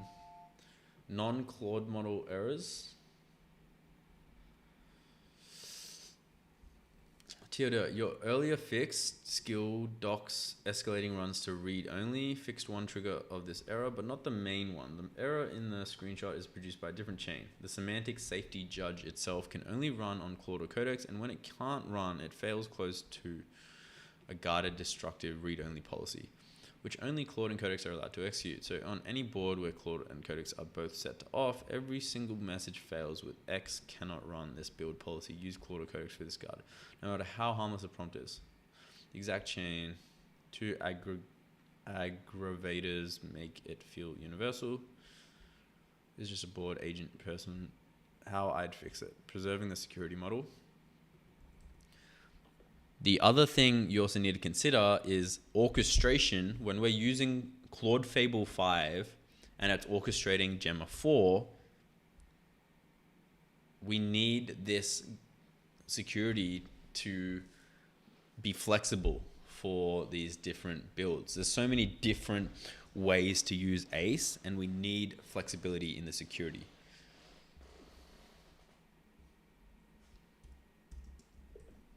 Like, I'm almost tempted to even turn it off because of how limiting it feels.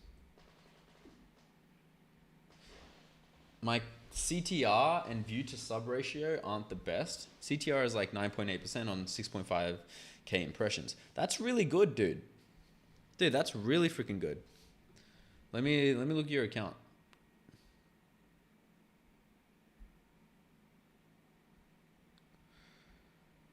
It had trouble using Superbase CLI. The terminal functionality is very limited inside of ACE. Yes, I'm aware of this. But I will...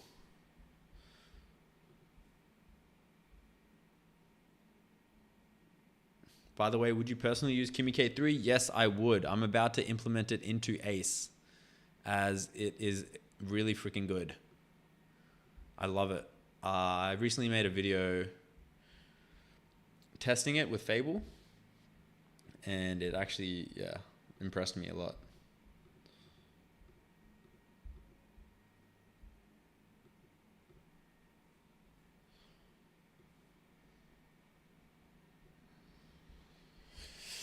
So, Vortec is where developers learn to build with free AI tools. Stop wasting battery, enable hibernate mode on Windows. How I got Claude Code and Gemini completely free. How I got this free AI coding IDE on my PC. How to run powerful models free and offline. How I got every AI model free in VS Code. Yeah, I mean, I think the thumbnails could definitely do some work. I'm not gonna lie, but I mean, how are you coming up with your content ideas?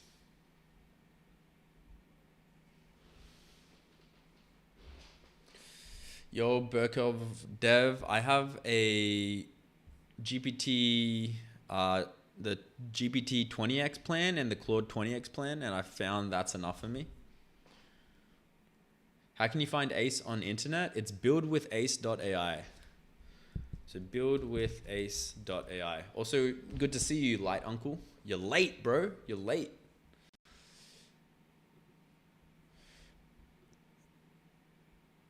To get started, we are going to go here in the URL search bar. We are going to type in anti-gravity.google. I mean, it's kind of nice that you get. It's kind of nice that you go straight into it. Vortex Tech. All right, some feedback that I could give you. First things first.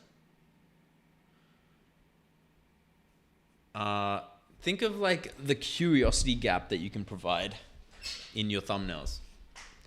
So right now it feels like, I mean, I don't know what you're trying to accomplish. Are you just trying to be like helpful? Are you trying to just, be super direct? Because YouTube, like if you're trying to go for the SEO strategy, I feel like you're on the right track, where if someone searches up a certain pain point on Google, then your video might pop up to help with that. But you need to kind of title your thumbnails and videos specifically for that SEO. So I don't think you're trying to do that strategy.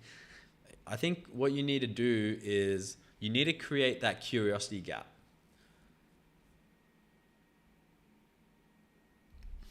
Like how I got this free AI coding IDE on my PC, like it's okay.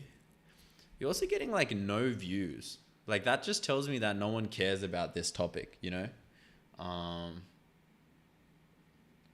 Like if you think about like the actual topic that you're trying to go for, what is it? If it's Claude, like you should be using tools like vidIQ, which let you search. You can search up things like, for example, you're looking at how I got this free AI coding IDE. That's kind of the key word here, right? Google Anti-Gravity Installation Guide. So if we just search up Google Anti-Gravity, you can see that the overall score, 65, 283,000 search volume, 696 per hour. It's very low. Google Anti-Gravity has very low search volume per hour. Competition is also quite high. Like this is not, like I wouldn't look at this and think, damn, I want to build here. You know what I mean? But you can see here, how to use Google Anti-Gravity might be better. But yeah, what you would want to do is you want to find one where people are talking about. So if I search up Claude, 5 million search volume, way more than Google, 500,000 views per hour. Are we doing channel reviews? Can you look into mine, man? Of course, I'll do yours after. Claude, you can see it's a very high competition. It's very high search volume. If you make videos about Claude, you're going to get way more views, okay? So think and brainstorm. What are the videos I can make about Claude? But I'll do you one even better. If you go into videos and you search up Claude, you can filter out, for example, this month. You can change the outlier score to like 3, and maybe do like subscribers, like less than, let's say anyone with less than like 50K subscribe. Maybe we'll do 100K. And now we can see all the videos about Claude that are doing well. So this guy made Claude 6. Anthropic's next move shocked everyone. So I don't know. Do you want to make a video about that? Not really. Claude design full tutorial, beginner to pro. So you can see people are interested about Claude design. Maybe you could make a video about Claude design. Claude AI versus $100 Fiverr developer. So you could see people are clearly interested in, you know, AI versus a human. So maybe you can make a video about that if you're a developer, you versus AI. You know, Claude tutorials, complete beginner tutorials. Claude Fable 5, the return. Can Claude AI build a fully custom 5M framework? Like this lets you know, new Claude code artifacts update is insane. This lets you know what's doing well on YouTube regarding Claude. Another one could be like Hermes, for example. Actually, let's look up Codex. And now you can see, okay, Codex is doing pretty good. 3.5 million views per hour is crazy. What the hell? That doesn't even make any sense. But you can see it's trending right now. So you can make content around Codex. And your chances are it'll do pretty well. So what I'd recommend for you is you should be doing this strategy. You should be looking at, okay, Codex has high search volume. Now, what are the videos that are doing well for Codex? Codex versus Claude, comparison videos. Codex versus Claude, comparison videos. Clearly, Codex versus Claude again, comparison videos. Clearly, there is a trend with comparison videos. So maybe you could do Codex versus Claude videos. And maybe how could you do it differently so that yours stands out compared to other people's?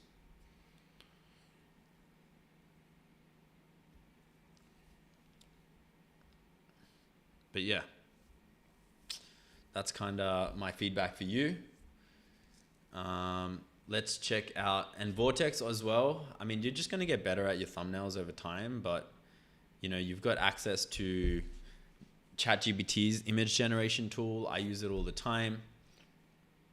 I can show you a use case of how I use ChatGPT's image generation tool to create thumbnails. Okay, Chrome just randomly crashed for me. Pretty annoying. Let me see if I can restore everything.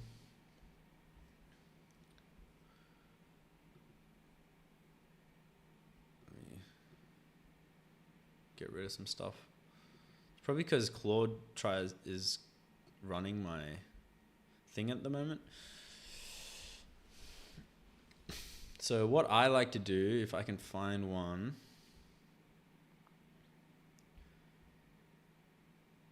maybe, could it be this one? I like to find a thumbnail that is already doing well. So for example, this one, 600 plus UI screens.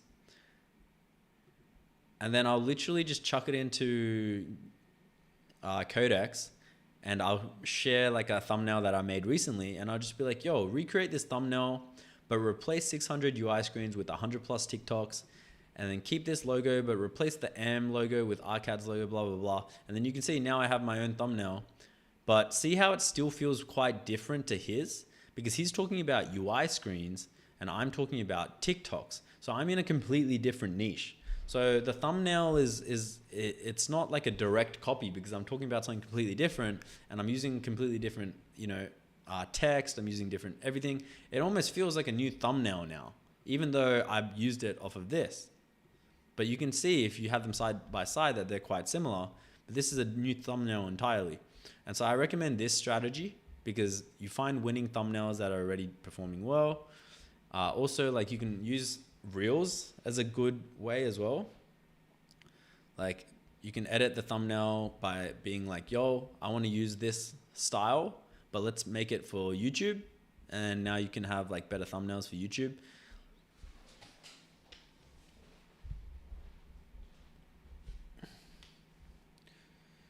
To improve a lot, I have a lot to improve. But yeah, I hope that helps. VR Tech, Burcock Dev, let's do you next.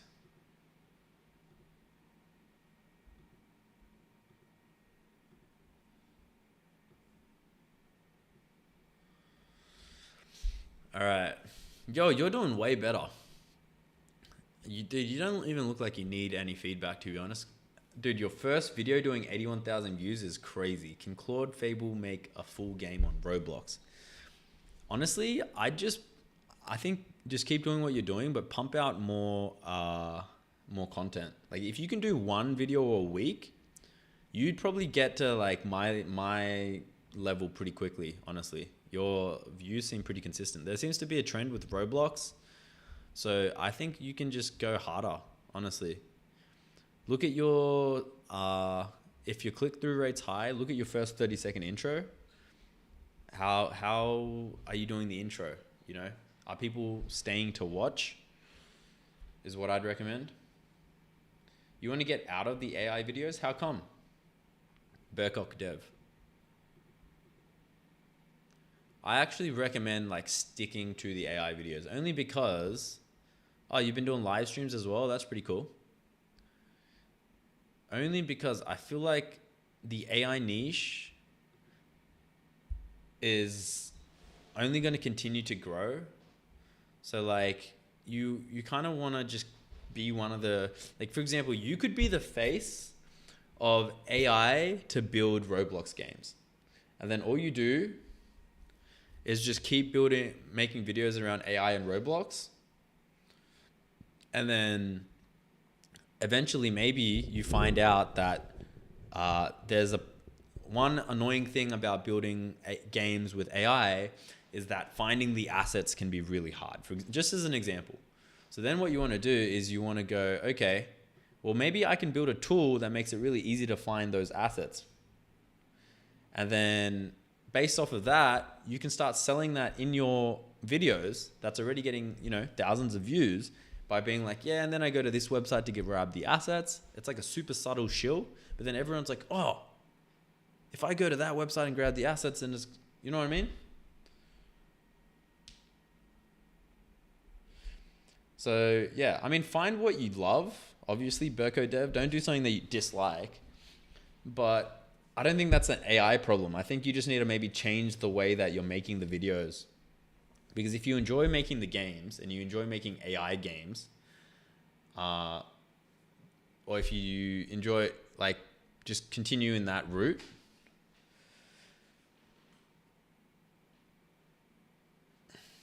I'm assuming you're a dev outside of this, so I mean that kind of makes sense as well if you don't enjoy using AI like overly. But that's also a unique perspective too, you know? As a developer, you're using AI to assist you. You know what I mean? Like that's a whole thing in and of itself that you can start making content around.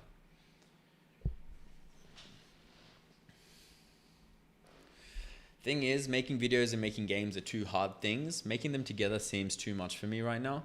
Well, you got to consider this as well, Vibecoding, is making the game and getting the users for the game can come from making the video.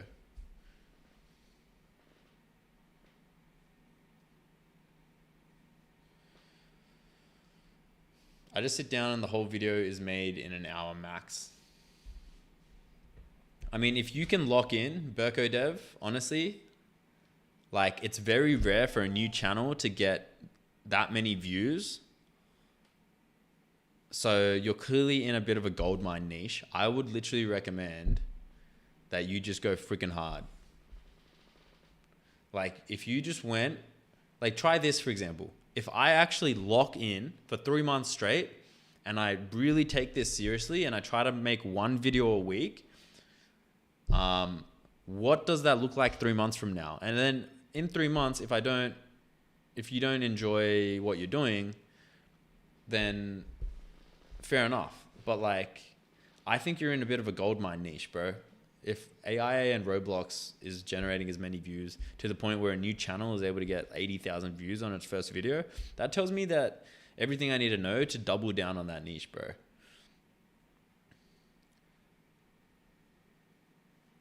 You know, eventually, if you're making good money, you don't have to be the one that does all the work.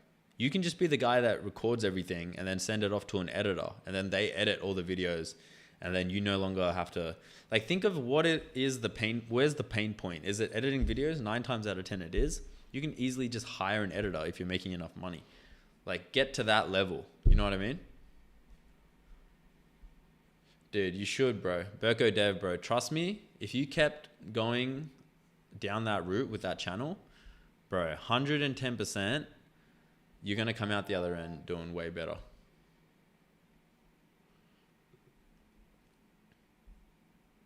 Damn, I hit my session limit already? Bro, what? I barely freaking touched Claude. That was so freaking fast.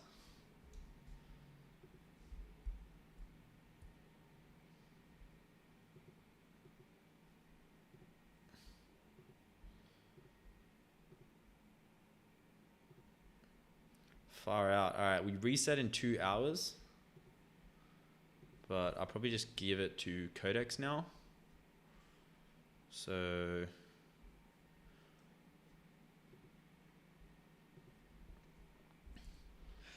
continue where Claude left off.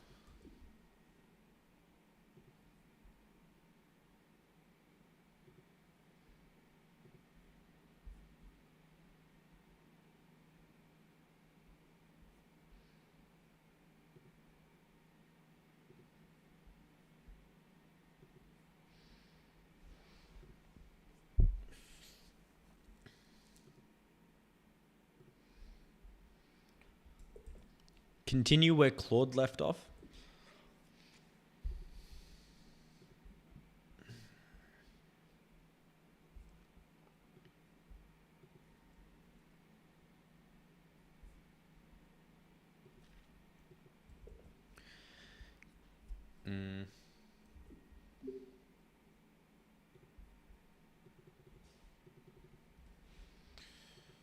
I've got Fable here.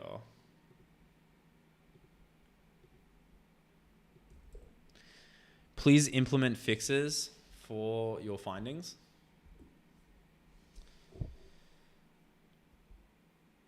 Actually, maybe I'll wait for this one. I'll because the secrets is kind of important, so I'll let Fable handle that.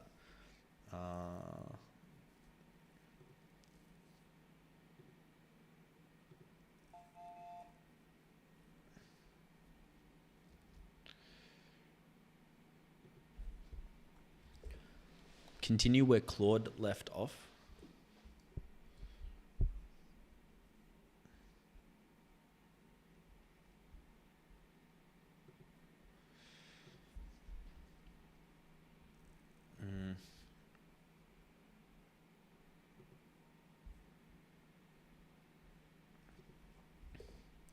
Please implement fixes for these findings. And then I get Claude to review that, and then we can go from there. This is review, preview, copy this.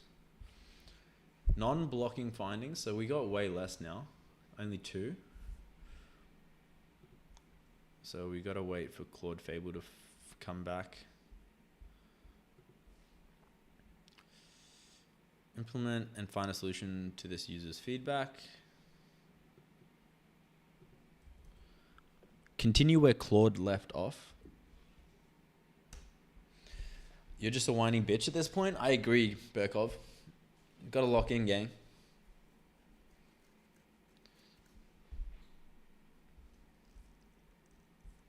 Like, everything in life is hard. It's just like, which path do you want to take? Really? You know? Being lazy is also hard because then you're going to live a shit life. But locking in is also hard because then you got to lock in. It's like, which level of hardness do you want to take? Everything in life is hard, no matter what path you take. But you might as well take the path that at least brings some sort of reward, you know? Because if you don't work, then you're just going to be broke, and then that's hard. Being broke is hard, you know? But if you lock in, like, then you got to lock in, and locking in's hard as shit too. So it's like, which level of hardness do you want to take? Do you want to take the broke hardness, or do you want to take the locking in hardness? Like, there's either path is hard. You just pick the one that you want to do.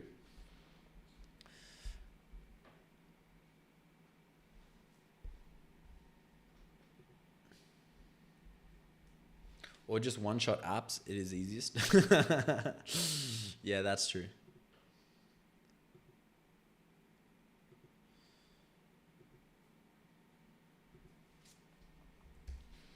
Please continue where Claude left off.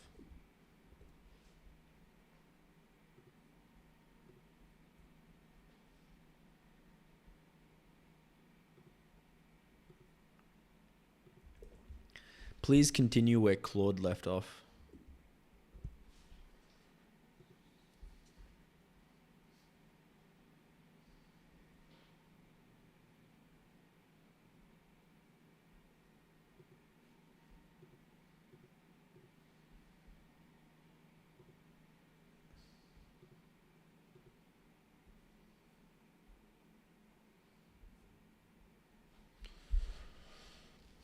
Is closer to making videos than anything else.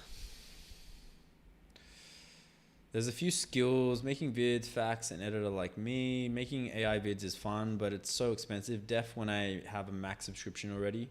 There's a few skills editors out there for free that are pretty sick. Cuts everything, adds motion graphics with hyperframe, super easy. I have seen that. I've been using it a little bit, but not for the whole plan. 20x subscriptions are the only way to go right now. Completely agree. Even with 20x GPT, you can probably just get 60, 70 hours of nonstop soul high usage. Yeah, for sure.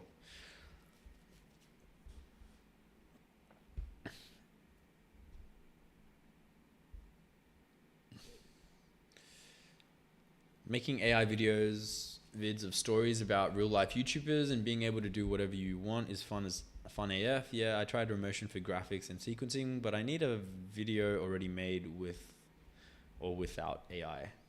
It's weird trying to do more than one thing is hard for me right now. I'm trying to build my dream game in Roblox, and doing content at the same time doesn't feel sufficient. I don't know why.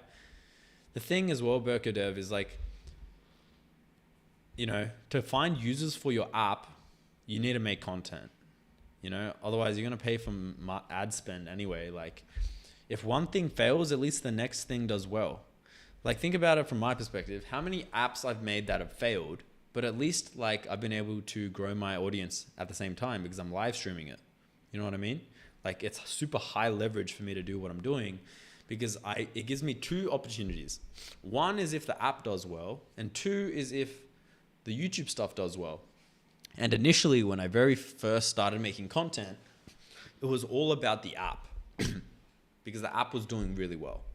But now, quite quickly, the YouTube started doing way, way better than the app. And so I'm like so happy that I did both, because, you know, even though at the time all I was thinking about was the app, the fact that I was still live streaming and doing all this thing eventually made the YouTube pop off. And now I think a lot about the YouTube as well, because I'm like, damn, YouTube makes a lot of money. In Roblox, you need to pay for ads no matter what, honestly. I've seen a lot of apps pop off, or a lot of Roblox games pop off from people from making content. Vibecoding. Like, you can make 110%, I guarantee you, if you made a fun game and then made content that was like actually engaging with the game, like a horror game, for example, and then you're like making content, or even if you paid like a micro influencer to play it or something, you would get users if it was fun. Like, you can't say that you wouldn't get users from that. You definitely would.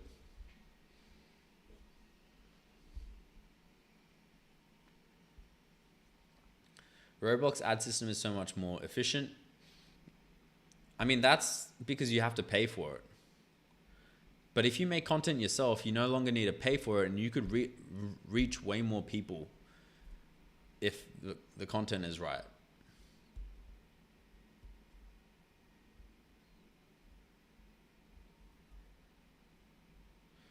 I've only ever seen Roblox games from content lol, never seen an ad game. What happened to Ore Miner? Ore Miner was like a flash in the pan kind of project. We built it for a protocol called Ore, which was very trendy at the time. And Ore Miner was basically this automated kind of tool that would automate things for you. And we did over $650,000 in trading volume. Like, it popped off. We had if you're into crypto, we had the co-founder of Solana retweet one of our posts. It was popping off. You know, we had over 1,000 users at one point, but quite quickly, Ore wasn't as trendy. And then because Ore wasn't as trendy, Ore Miner just tanked in users. And, you know, it was kind of like for a month it did really well, and then it just kind of didn't do anything.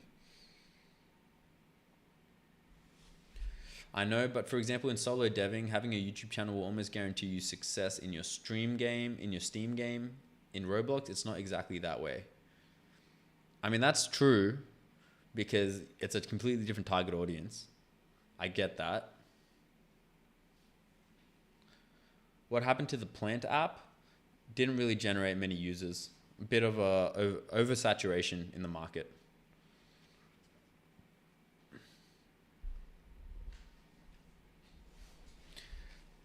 Your subscribers don't really matter as much in making Roblox games. I get that for making Roblox games. But if you had two channels, like if you really like building games, then why don't you make a channel where all you do is play other people's Roblox games, grow that channel, and then when your app, and then build your app in the background, your game in the background, and then whenever your game is ready, start making content about your game through that channel where all you do is play games. Then your subscribers are directly correlated to your game. By the way, Doobie Boobie, you need to advertise Ace more. You're advertising free Git repos, not Ace. Yes, I get that, Bimbe. The reason I haven't been advertising Ace as much is because I'm still kind of in this phase of building it and tweaking it. But Bimbe, I don't know if you saw, but at the start of the stream, Ace, we had our best week yet ever in Ace. We made close to $1,000. And that's due to my advertising. So, you know, you say I need to advertise Ace more, but I think you just look in different areas, because if you look at my videos, not my shorts, these two videos in particular, both in the middle of the video start talking about Ace. And so you have 35,000 views plus 48,000 views. That's almost 80, that's almost 90,000 views of people who would have been influenced by Ace.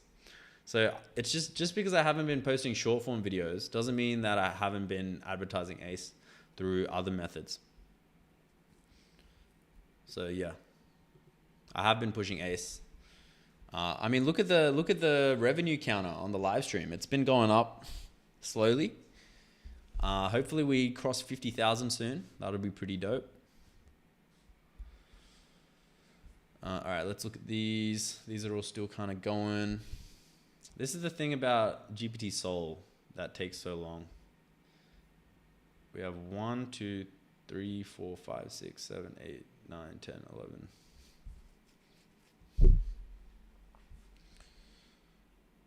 Like I'll probably commit some of these once they're done. But if I was to go into dev right now,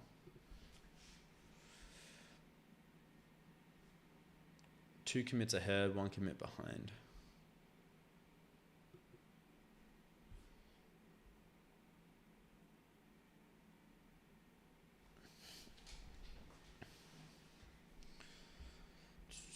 We could just keep them going, honestly. Keep sending them stuff. But Conductor's kind of at its limit. I've noticed like when I get to this level, Conductor starts glitching out a little bit because it's just got so many different agents working at the same time. So I'll just let it be for a sec. Fable gets reset in an hour and 55 minutes. So that is at 12. Okay, good to know. I'll just close Claude since it's not really useful for us anymore. Open up ChatGPT.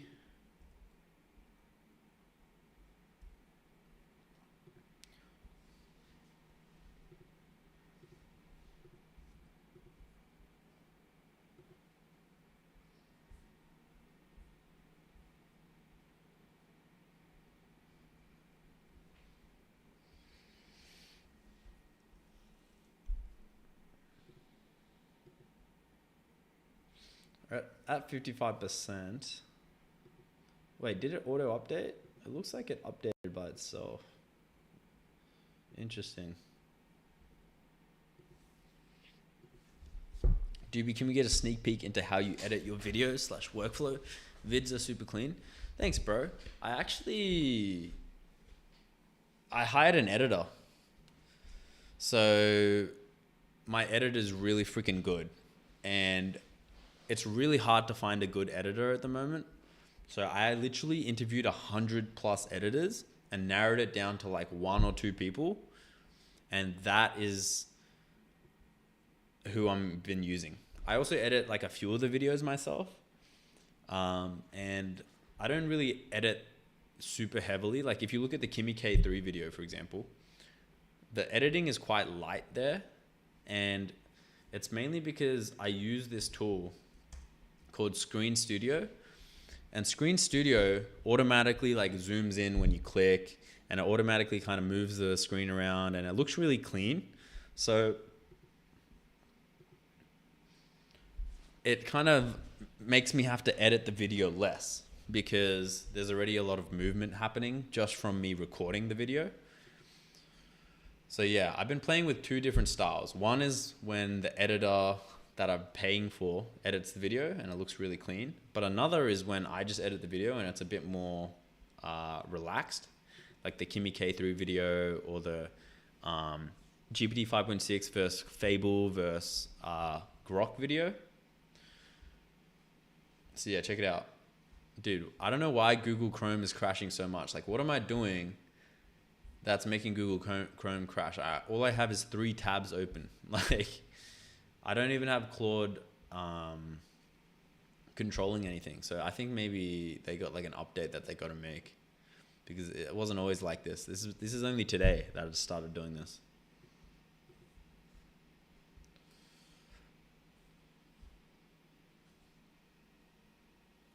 Add website heat map. We can probably get this running.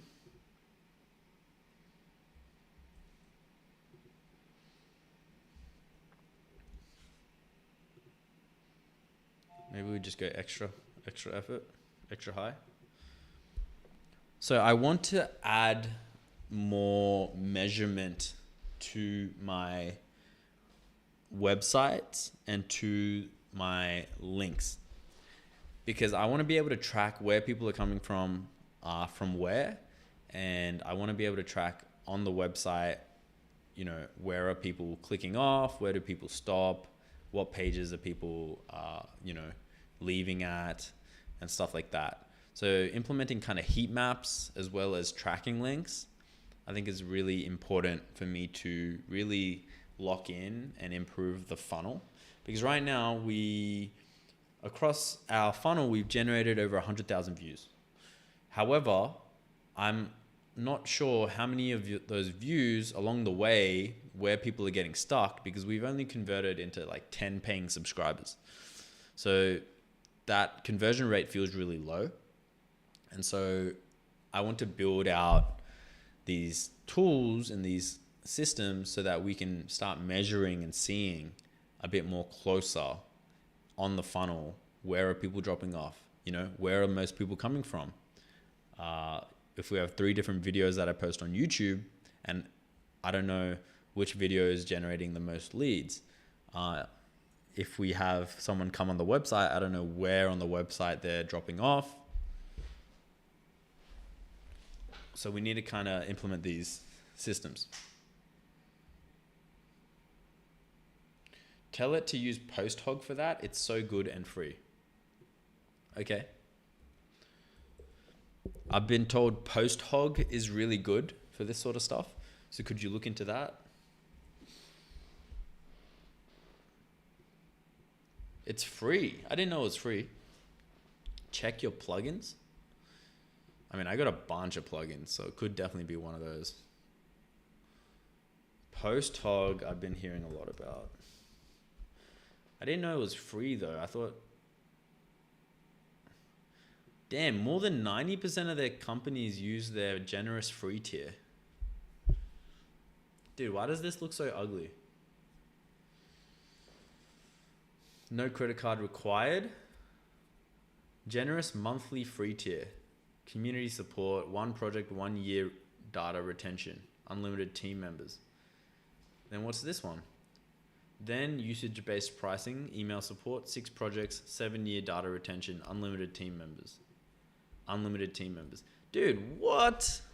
Our generous free tier means more than 90% of companies use PostHog for free. Only add a card if you need more than the free tier limits, advanced features, or want more projects. You still keep the same monthly free volume even after upgrading. Yo, what? That's freaking sick. Free tier on all plans, 1 million events, 5,000 recordings. Yo, that's sick. I did not know about that. Bimbe, catch you, bro. Peace out. That is actually dope. That is freaking dope. I cannot wait to use this. Fully sick.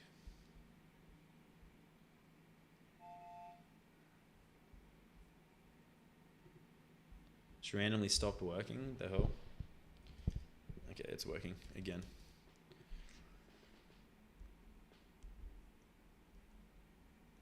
Trinity Gemini are misclassified as sign out.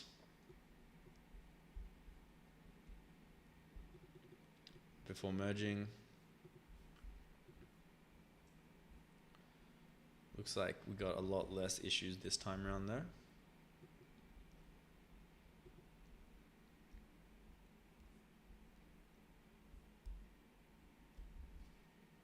Review.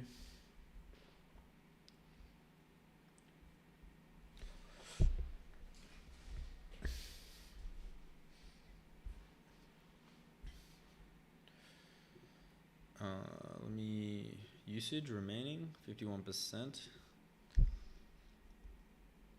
It could be because Codex has grown so much in user base that it's just really slow to use at the moment. Like that could be the case. To be honest, that's probably why. Oh shit, I gotta use this reset. Like ASAP. Because it's gonna expire soon.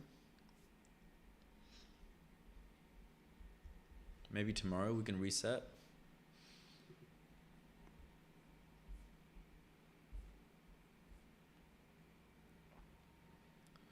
Posthog doesn't use third-party cookies, only a single in-house cookie.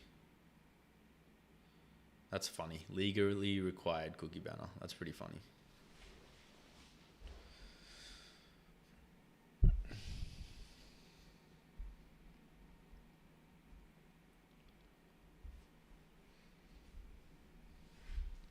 Their user base is insane compared to others. Yeah, dude, that's freaking insane.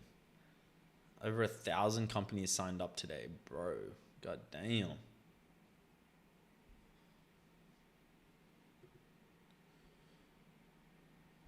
Your modern data stack on QuackDB fully wired with Posthog API AI.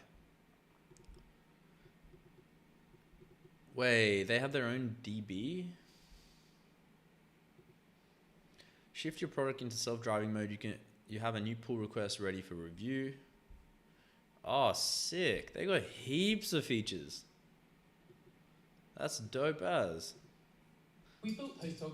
All right, let's watch this demo because now I'm super curious. To help developers and product teams answer the only question that matters. What should I build next? Answering this question used to be hard. You had to integrate half a dozen different tools, do a bunch of data engineering. It was slow, expensive, and error-prone. We make it easy by putting all the tools and data you need in one place and giving you a powerful AI agent to help you make sense of it all. Here's how it works. You send us events from your product using our front and back end SDKs. Which events? Honestly, whatever matters to you. We have tools for every type of product signal.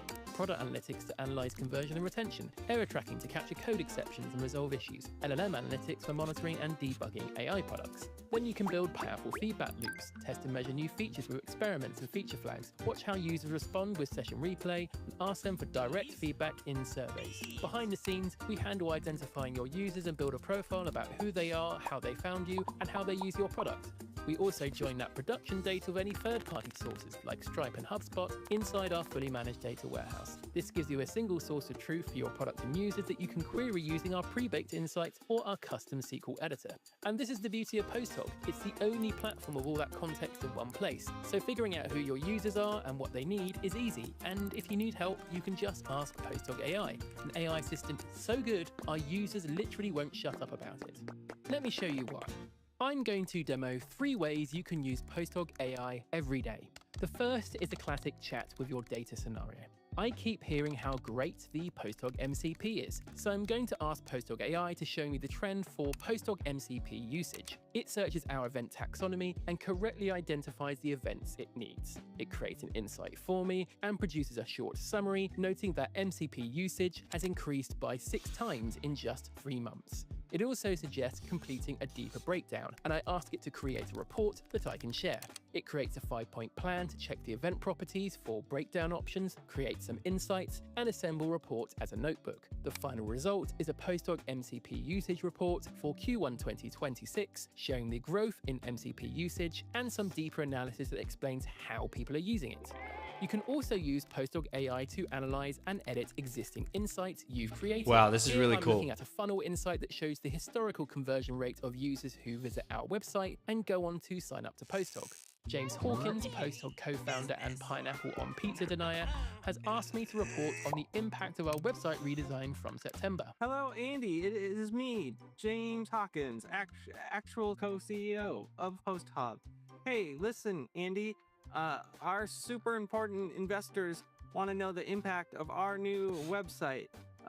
So can you help me with that? You are the most handsome and coolest person I know. Only you can do this. Who wrote this? What is this? I could spend Bit of humor, hours I doing like it, this, bit of but personality. I'm going to ask Posthog AI instead and take the credit. I open the Posthog AI tab and ask it to analyze the conversion trend, giving it the context about the relaunch in the prompt. I also add this insight to Posthog AI's context window, and you can add multiple insights, events, dashboards, and so much more if you need to. Posthog AI then extracts the conversion rate for the days before and after the relaunch and produces a summary showing how conversion has increased from 1.75% before the launch. Dude, this is exactly what I was looking for. Dude, this is exactly what I'm looking for, bro. What the hell? This is sick. And it's free. Now I understand why everyone's talking about Posthog.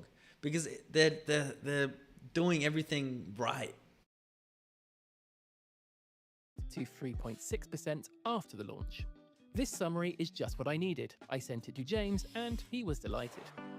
Wow, Andy. That was just what I needed. Thanks. You're super intelligent and your rugged good looks are astounding.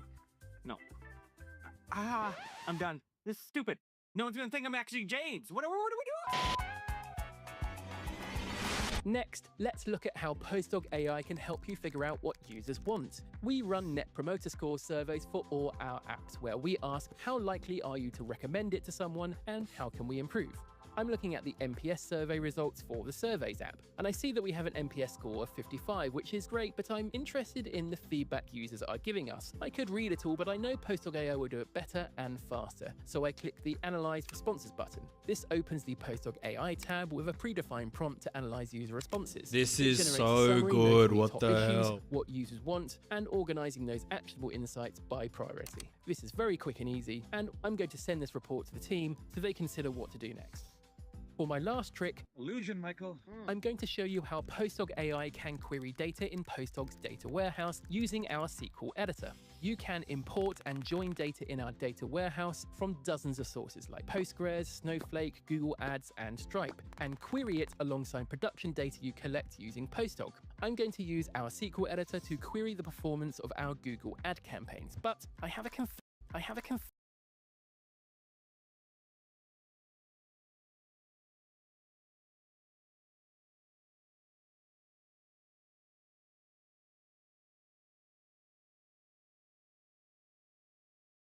in our data warehouse from dozens of sources like Postgres, Snowflake, Google Ads, and Stripe, and query it alongside production data you collect using Postdog. I'm going to use our SQL editor to query the performance of I wonder if they use Cloudflare as well. But I have a confession to make.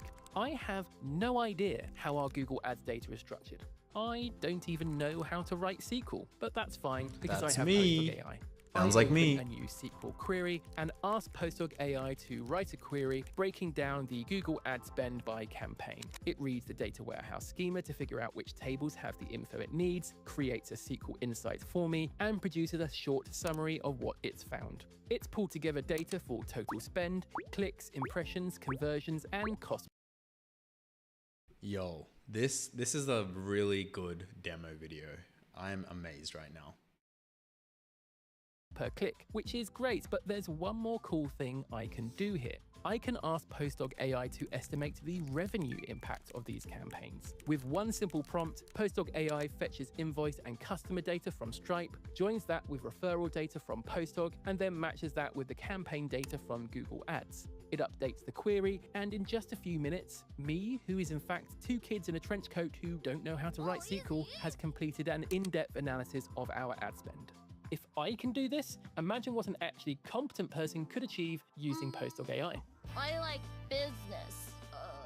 Transactions? That's just a small taste of how you can use Postdog AI, but there's so much more I could show you. To learn more, you can visit our changelog at postdog.com/changelog to see what we've shipped recently.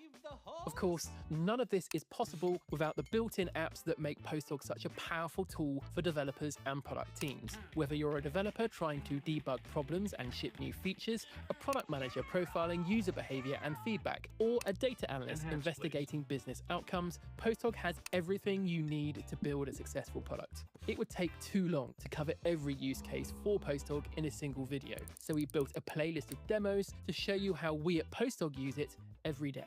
We have Michael from the Postdog AI team explaining how they use Postdog's LLM analytics to analyze usage, compare costs by model, monitor and respond to latency and errors, and experiment with prompts using our prompt playground. We have Ross from the Batch Exports team showing how they use error tracking to identify spikes and exception events, investigate root cause. All right. Yep. I'm convinced. J-Mart, fully convinced here, bruv. You got me. Why the hell didn't I use this earlier? Dude, I thought I had to pay for this, man. I thought I had to I thought this was going to cost me like an arm and a leg.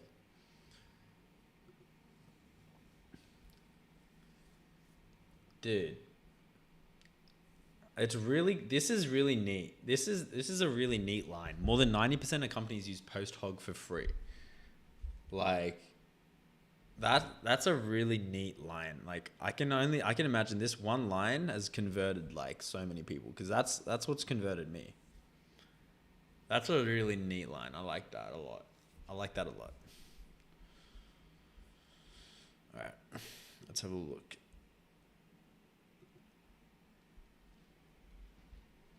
It's a gimme for any product. Dude, I'm freaking implementing this shit right now, bro.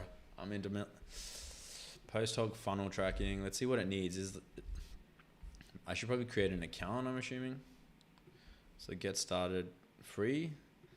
Which cloud region? Doesn't really matter, but I'll probably just do US.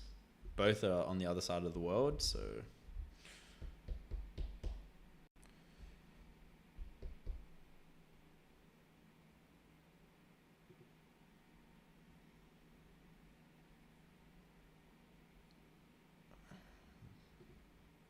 can only pick between there or sign up with Google.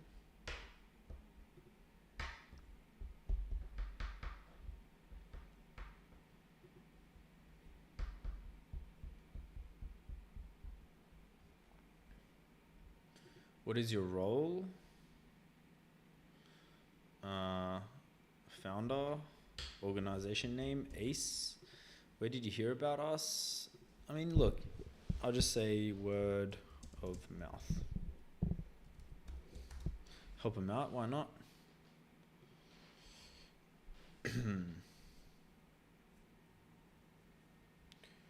What do you want to do with post hog?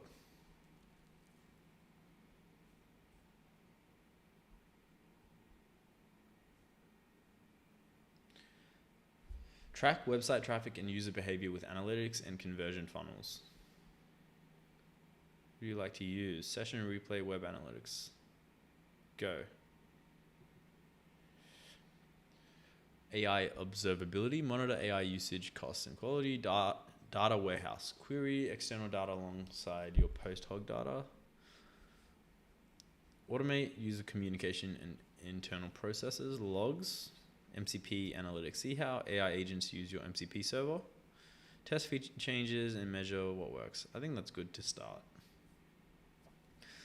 Skip the install, get 10 to 20 minutes back. The wizard detects your frameworks. Open a pull request, run it yourself. Connect GitHub. Nice.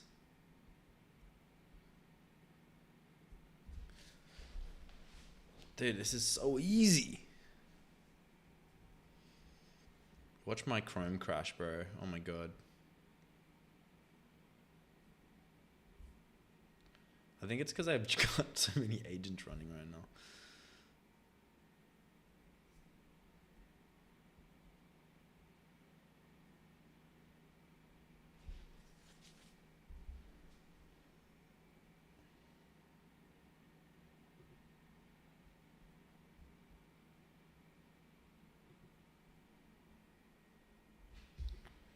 Gotta enter my secret code.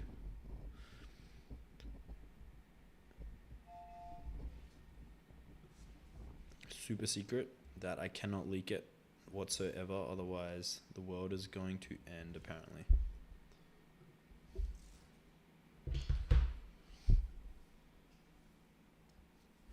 Okay, let's see. So now multi-agent is where we want to.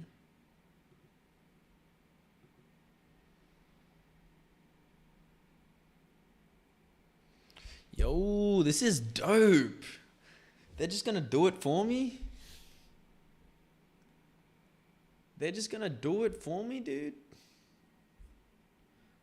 I might not even need to run this. Yeah, I need to pee real quick. I'll be back.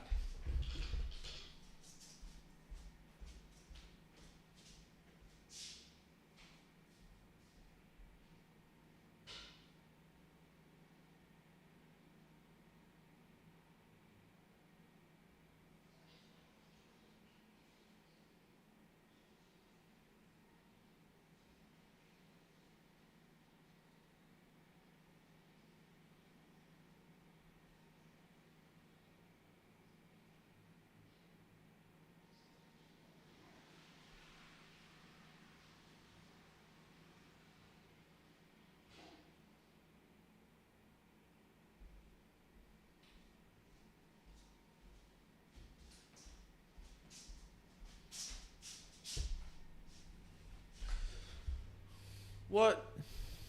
Posthog setup. Welcome to Posthog Wizard. User provided API key. Could not auto detect your framework. Let me.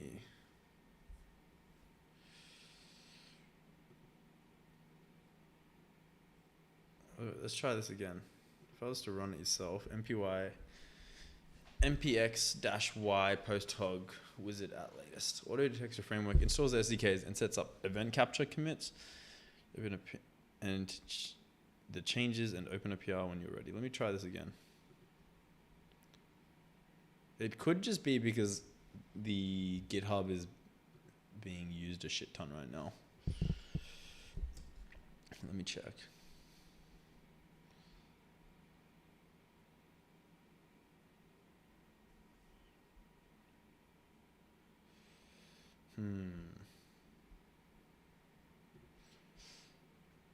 Let me try again.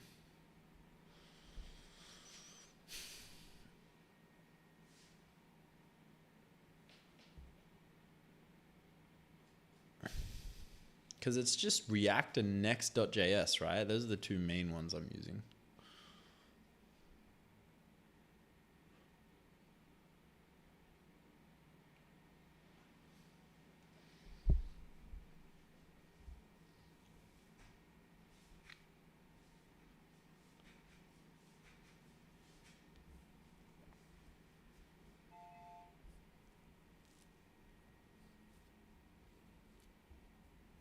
If this doesn't work, I'll run it myself. Yep, didn't work. Welcome to Posthog Setup Wizard running in headless mode using provided API key, CI mode, OAuth path could not detect for this project. Okay, let's run it yourself. So I copy this and I'll just paste it inside of here, I guess.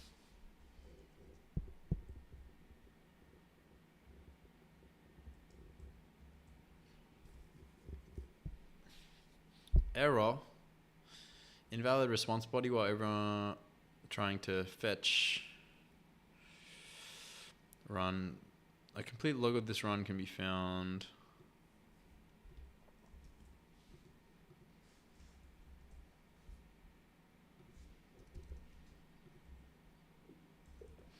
So currently trying to install Posthog into the GitHub. However, we're running into some errors. Can you assist?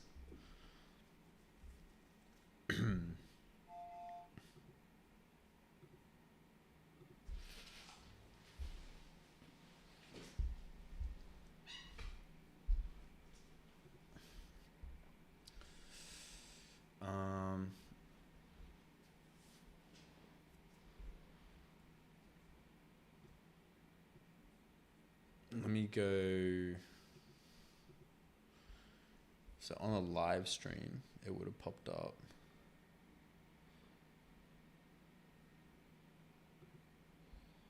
Let me see.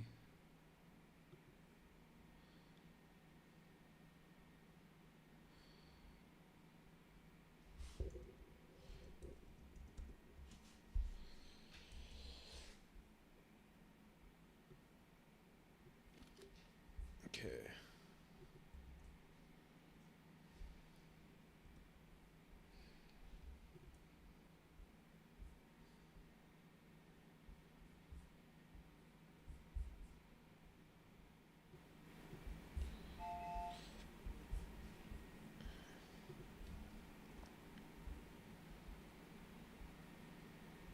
Findings. Last few.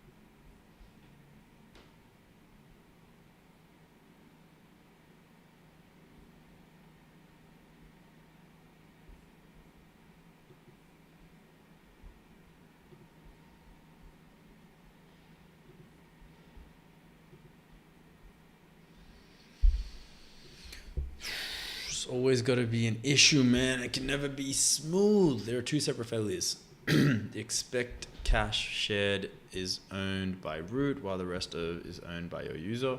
That makes npm's atomic rename fail with e-access and the report e-exist. Posthog wizard cloned the repository root, but the next.js app is nested in your code, so its framework auto detection ran in the wrong directory. The bad cache safely with the flush.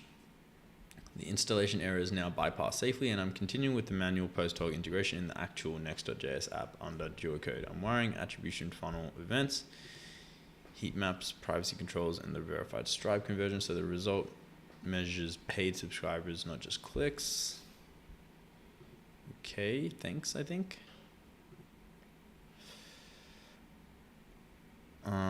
So with that in mind, can I link it specifically code?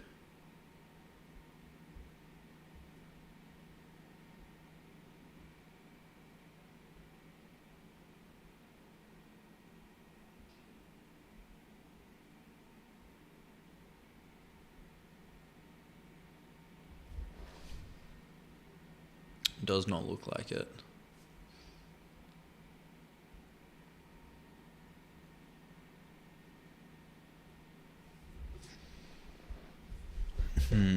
The key measurement is now in place. Paid conversion will only be recorded by Stripe signed.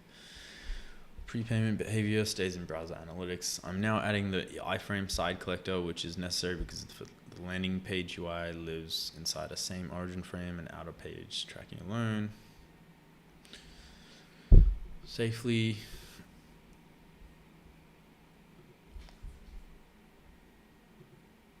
If I did this again.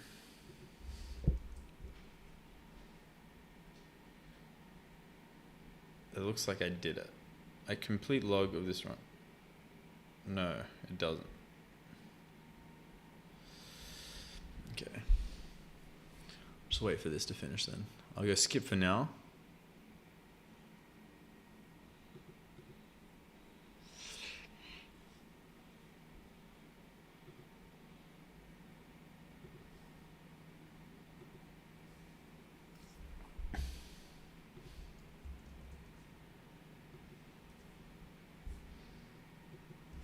This is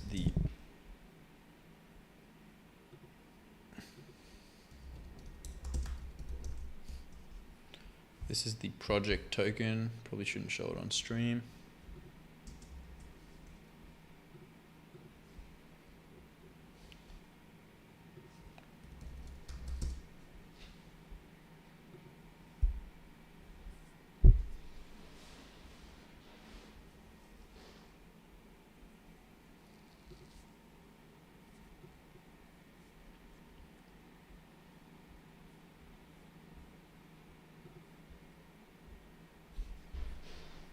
Got it. Project token, so it's appropriate for, but I'll keep it out of Git history. I'm going to store it as a GitHub production environment variable and use the same variable for the Cloudflare build. Perfect.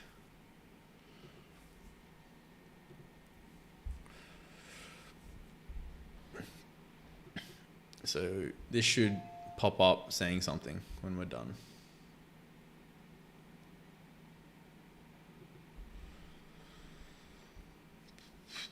Debug report done. All 7 reported issues are fixed and pushed to PR. Let's give it another review. Usage, we're at 37%. Damn, we're flying through our usage right now. To be fair, we've got 1, 2, 3, 4, 5, 6, 7, 8, 9, 10, 11, 12 different agents. So it makes sense. Yo, what up? Our shit's not working, so we're trying to do it manually now. I ran into an issue trying to install posthog, so they can't do it. They can't seem to do it. They're not even letting me do it again because we ran through an issue. So I'm trying to do it manually with GPT Soul. I just copied the project token. I already selected it. See, look, multi-agent.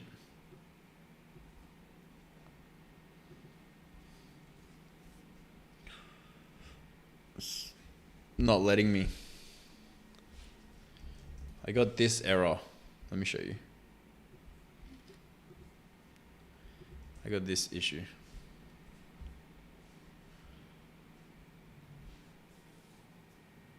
Oh, you skipped the whole wizard? Really? Okay, I just gave, yeah, I gave GPT my token, so it should be fine, but I kind of want to do it properly, just so I don't need to do it again. So I'll just wait and see.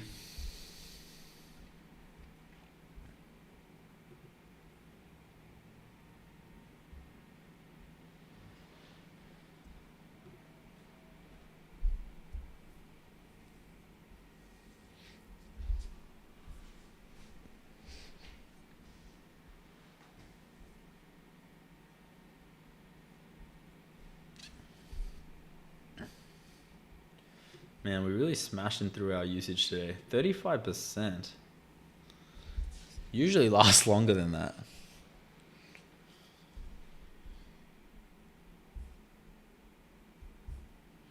And this is the weekly usage, man. That's crazy.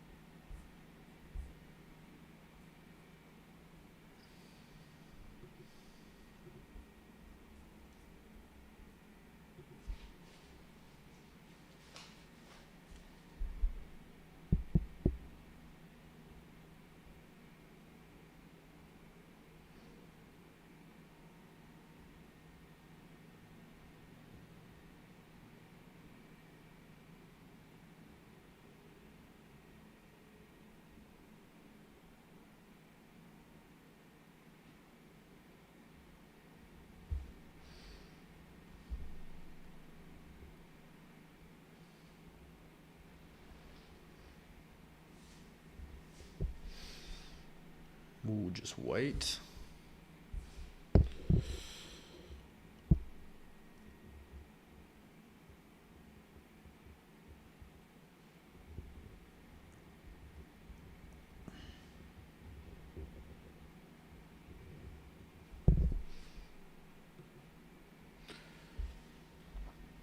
I think the wizard is just more or less customizing how that your dashboard looks. But doesn't it need access to your GitHub and stuff so it can track everything? So I'm just setting it up with GPT, and then it should pop up here for the waiting for events section to work properly.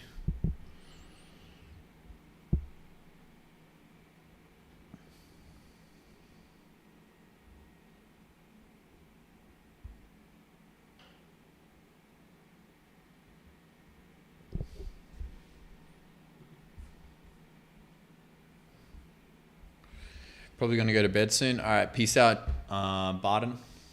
Sleep tight, brother.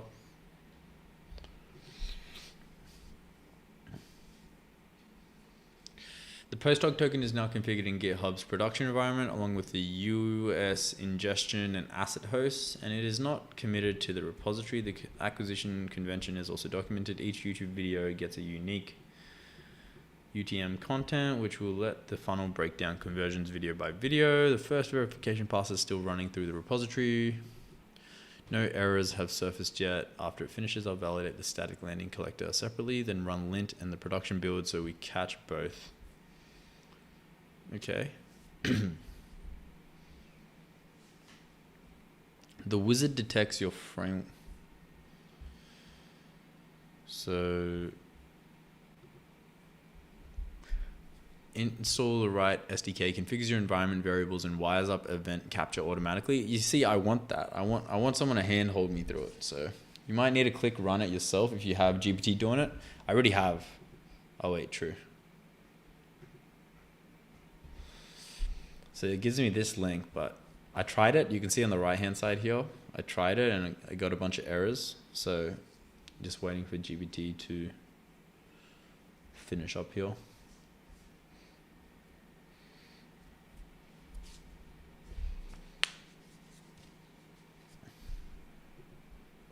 I'm gonna grab a glass of water.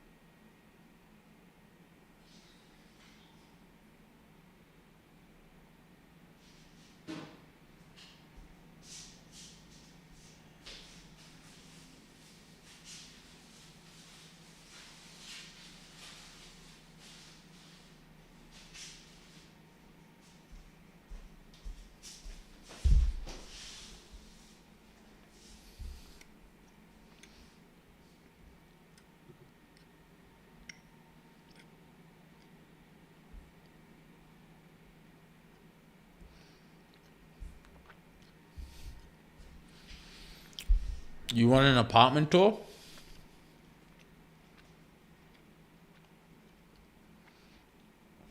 I actually would, but I can't because I'm using my webcam to film. So I can't really give a tour. But I'm looking to get a new webcam that attaches to the computer. So maybe when I do that, I can do one. Maybe I'll film one for you next stream, bro. I just use my phone.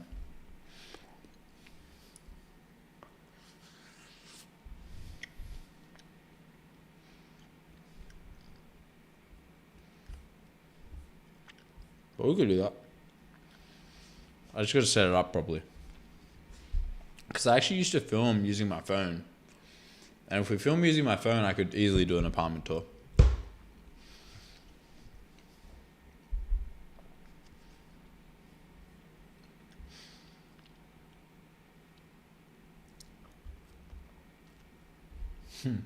My apartment is mad messy right now, though.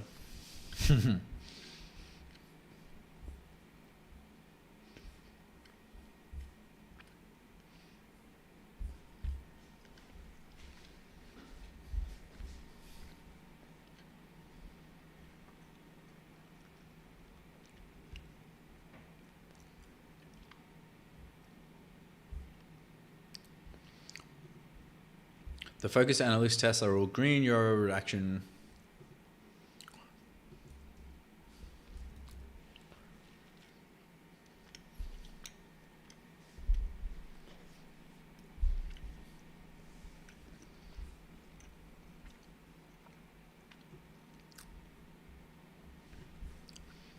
Post hog site is waiting for some sort of event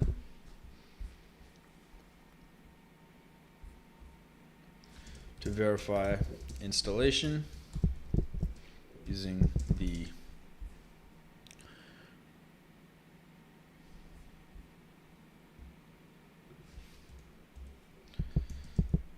can you make that happen?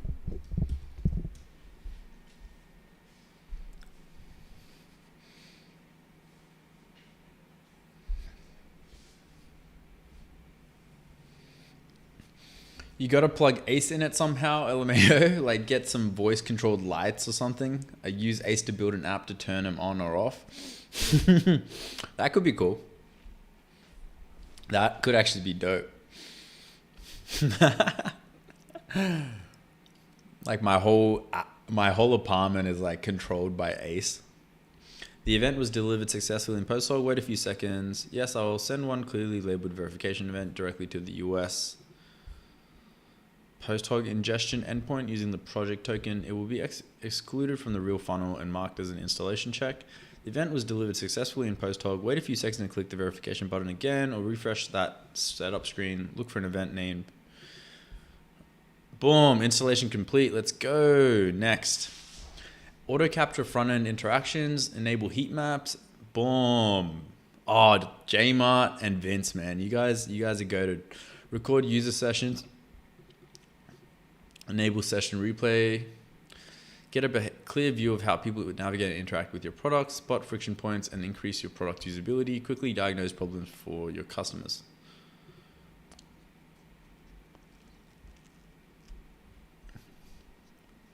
Connect your data for better insights.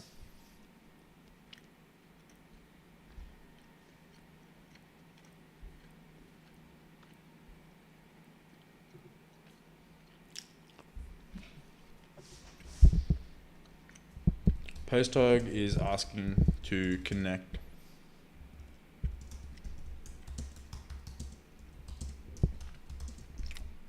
using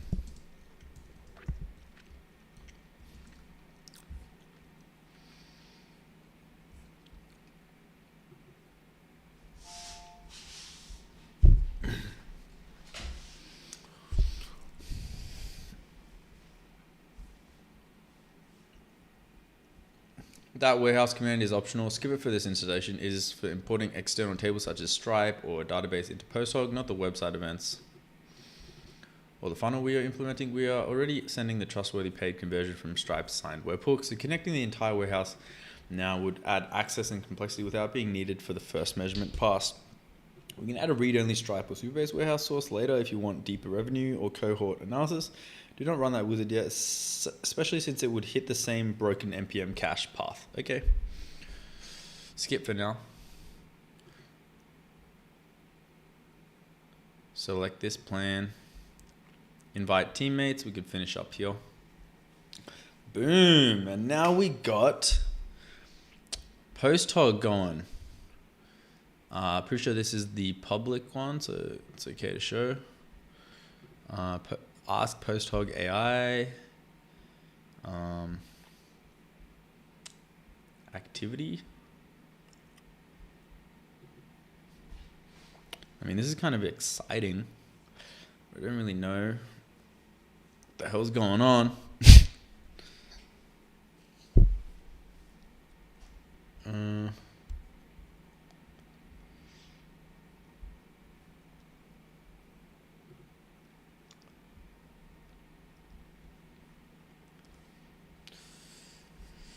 Get more. So, are you saying that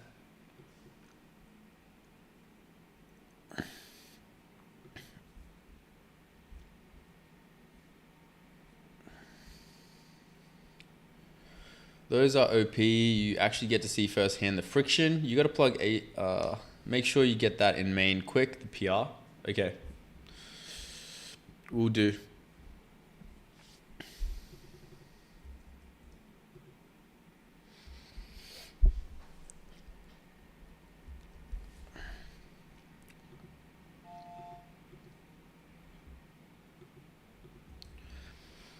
I would actually like you to run this so we can just connect everything and get it right off the rip.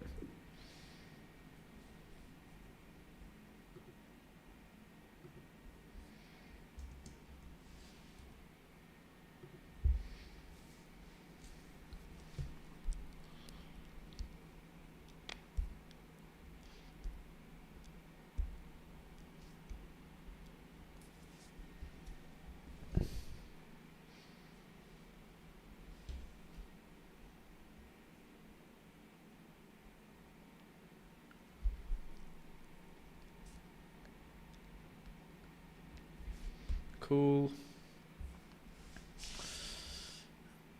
So it looks like we're just doing everything.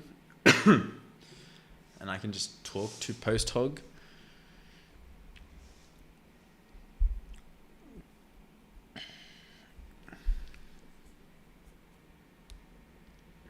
I'm late. What is post-hog? Post-hog is basically an analytics tool that is going to help us understand our app better, where users are dropping off, where users, what kind of features people are using more, all that sort of jazz.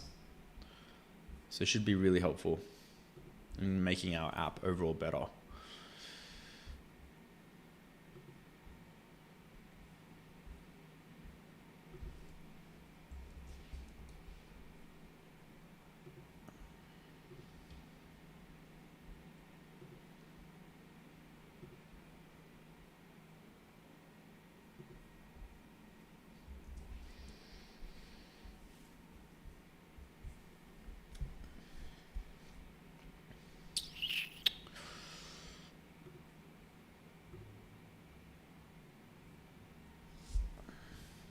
Scouts and signals sources, identify products, issues, and opportunities, bug and errors tracking, user expressing their needs in Slack, and more.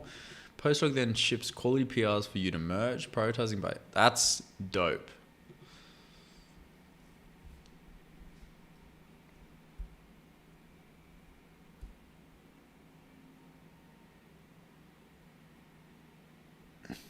Stop 4K streams dropping to single-threaded encode. That's cool. It's already showing stuff.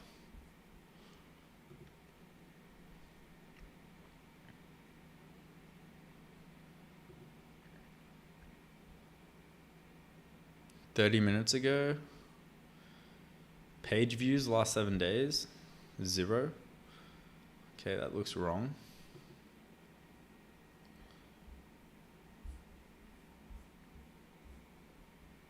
Let's go back to post hog.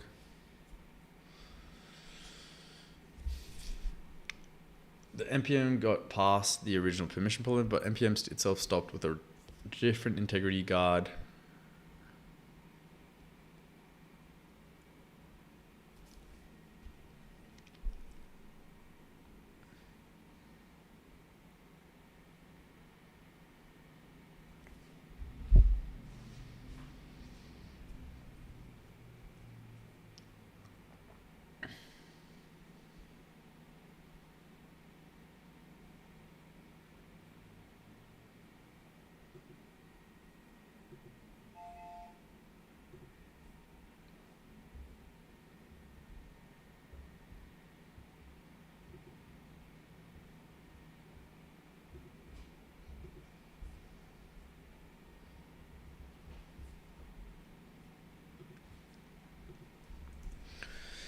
I'm currently setting up post hog through my AI agent.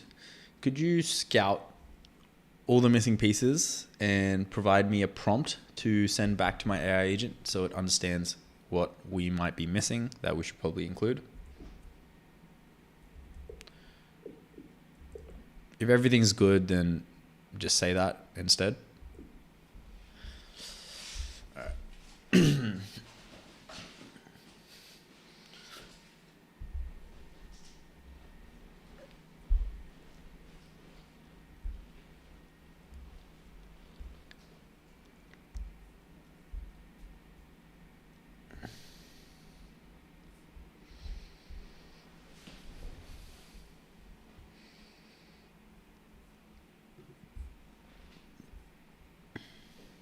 Build something people want.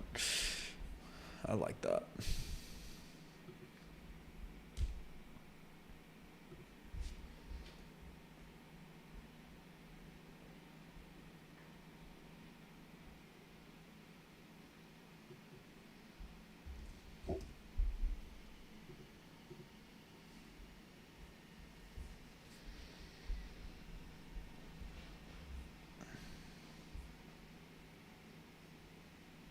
Damn, we're down to 20% left already? Far out. Might need to use our reset soon.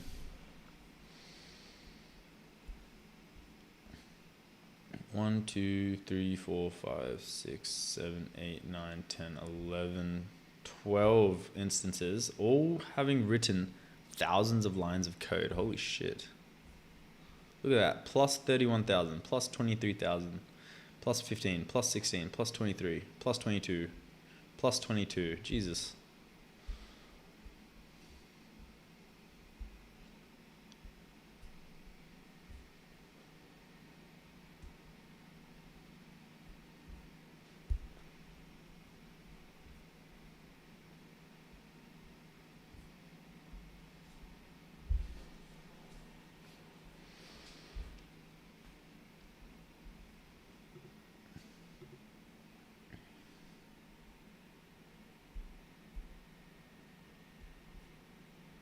1 of 13 live.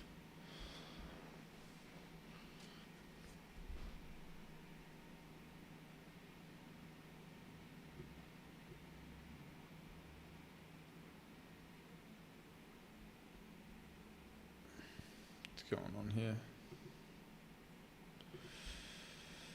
Rise Postdog Wizard. Oh, there we go. Work on your project. Nice. Succeeded its first launch correctly, found no source because the temporary directory has no project files.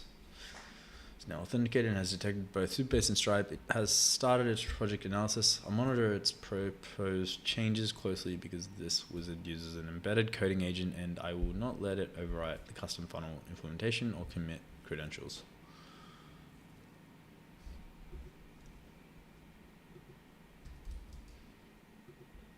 Okay, going smooth.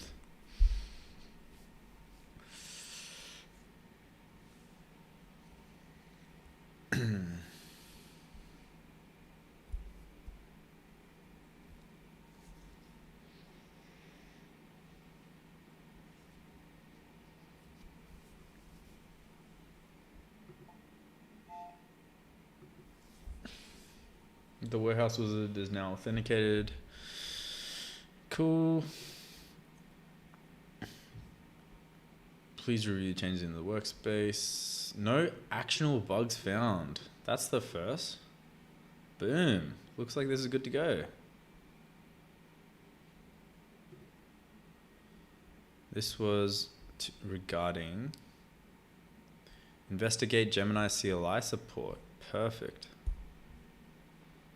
So let's merge this now. I'll say merge to dev.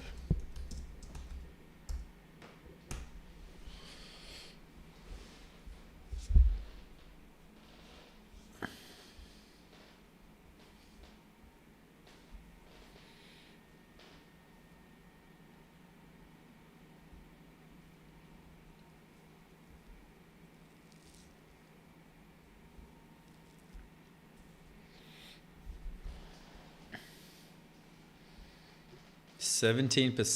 Sheesh. If we get to like close to like 5%, I'll give it a reset. Dude, how have we used our entire Codex usage in one single 3-hour session? Like, what the hell?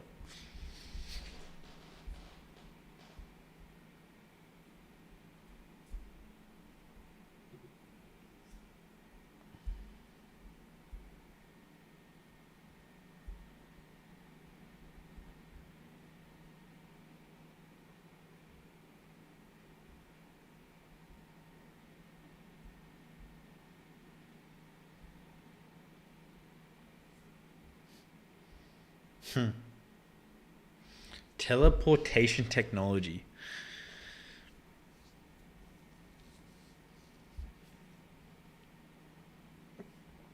Jesus.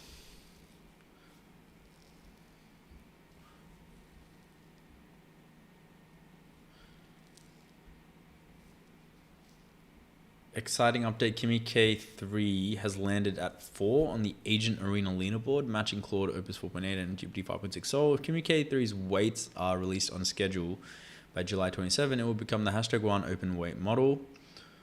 That's pretty crazy. Marks a major leap.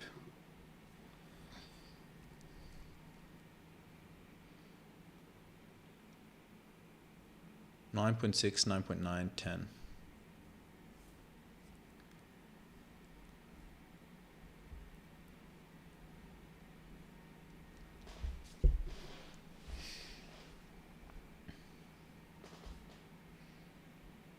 The reskill has mandatory readiness gates before a merge.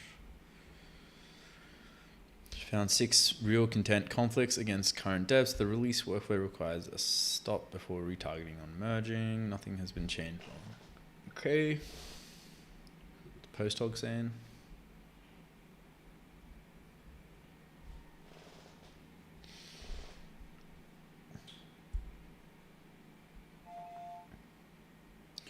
Please open Superbase, then go to settings. The wizard has reached the first required credential step. It needs the Superbase session pooler host, which cannot be derived safely from the public Superbase URL because the pooler hostname includes the project's deployment region. Please open Superbase and go to settings, database, connection, pooling, session mode, and send me either the full session pooler connecting string or just the host shown there. Do not send the database password yet. Wizard asks for that in a separate mask prompt. After Superbase, it will connect Stripe through OAuth. Alright, let me do that. Superbase.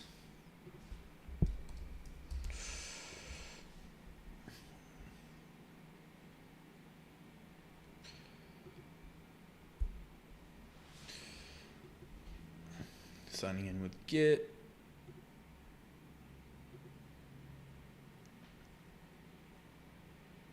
I'm in Ace. Tell me to go to settings, then database settings.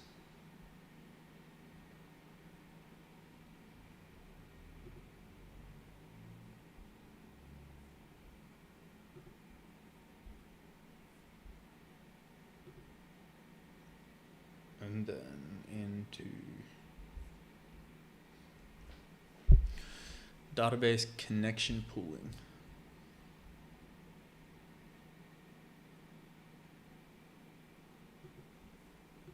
Here we've got database and then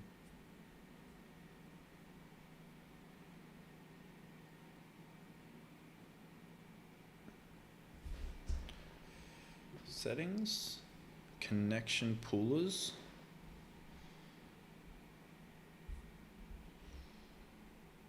Session mode.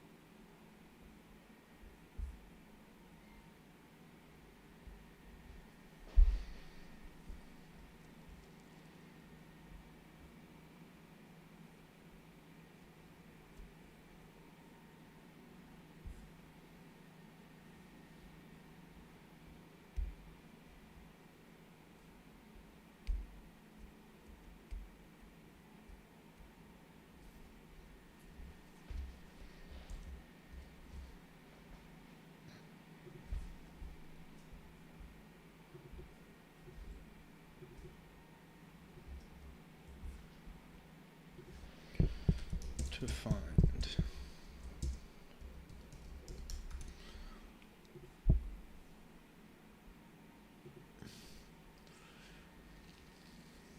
project settings, project settings.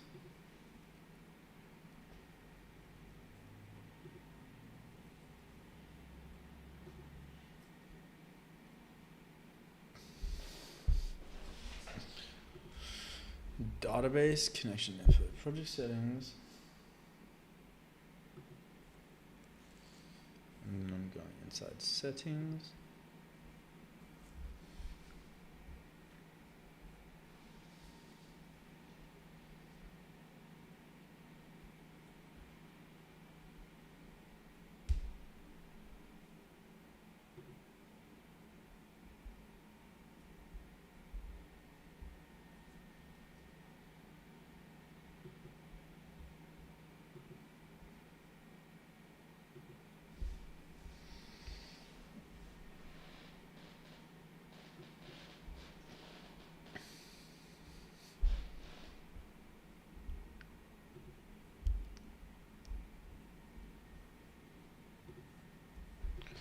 That exact string is wrong as there is no database button in settings.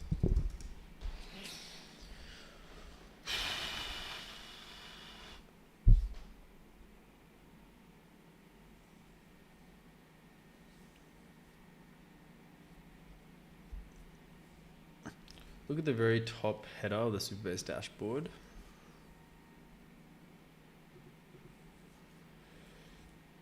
Connect. A model will pop up. Select.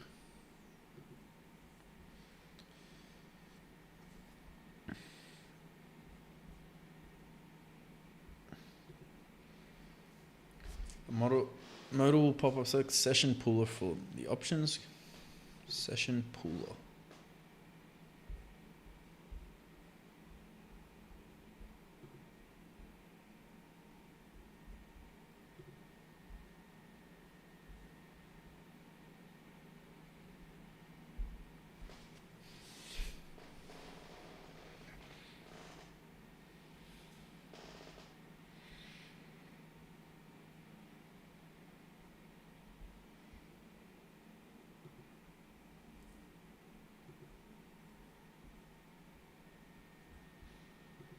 I think I found it.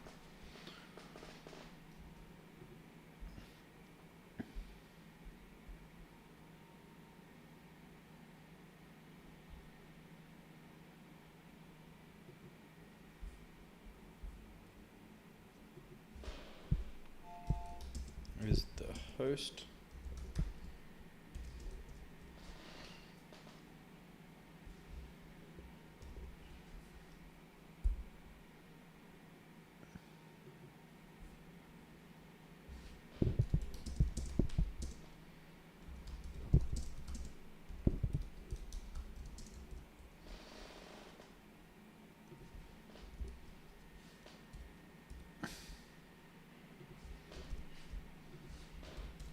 Not sharing screen because I'm just dealing with some API keys right now.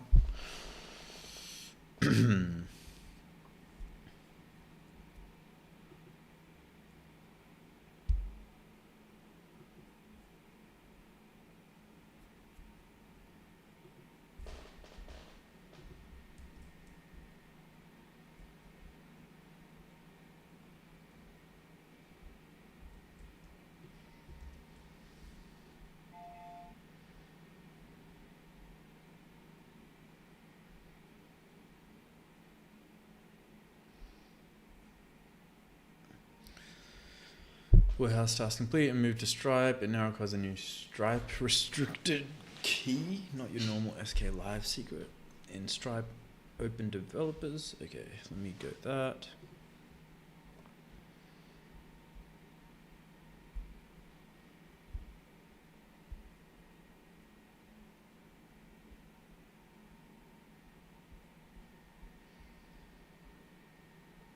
I gotta do Stripe now. Alright, we've got Superbase connected, now we're doing Stripe. Neutronic, how we doing?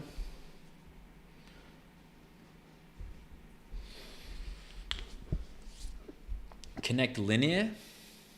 I'm not gonna lie, I want to rebuild linear inside of Ace. How complicated do you think that is, Jmart? Do you think I'm dumb? Is that a dumb idea?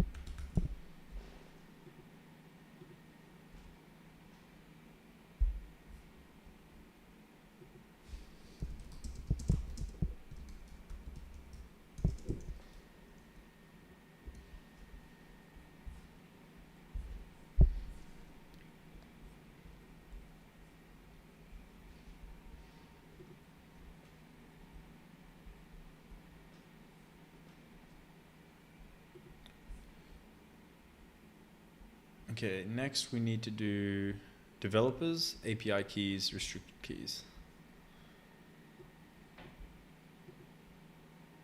Developers, API keys, restricted keys, create a restricted key.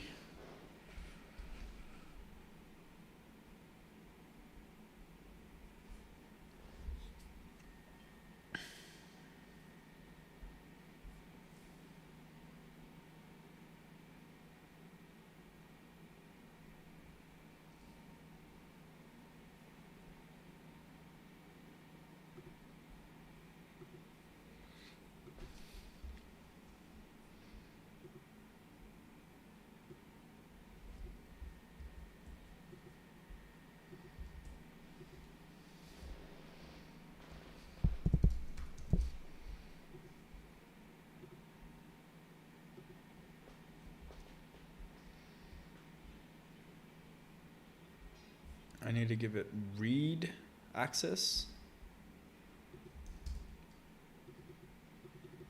Core.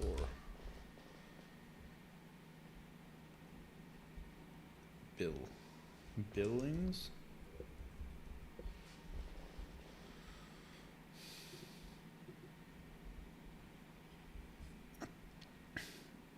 Billing and connect.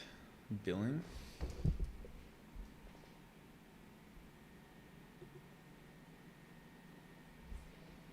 And connect.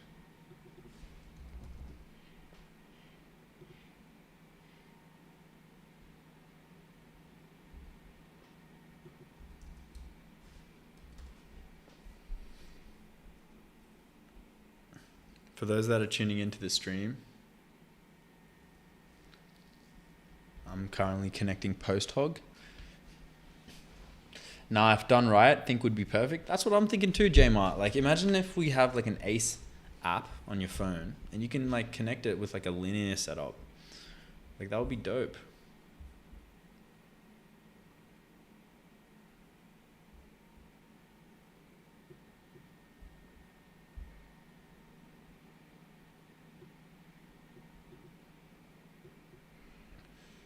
Okay.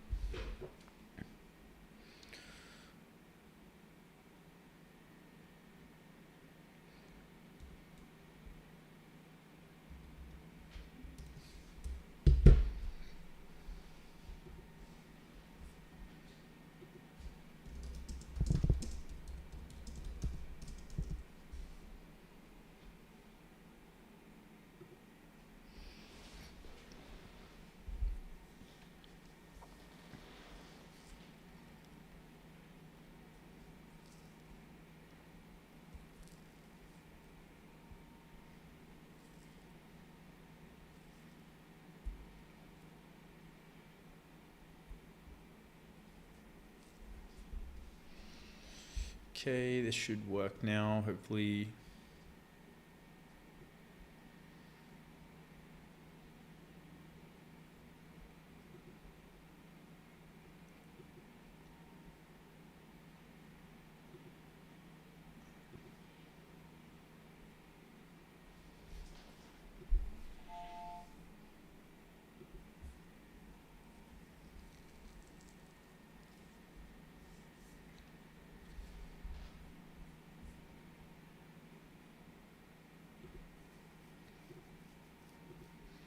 Damn, we're at 9% usage left for our weekly Codex. Probably gonna have to reset soon.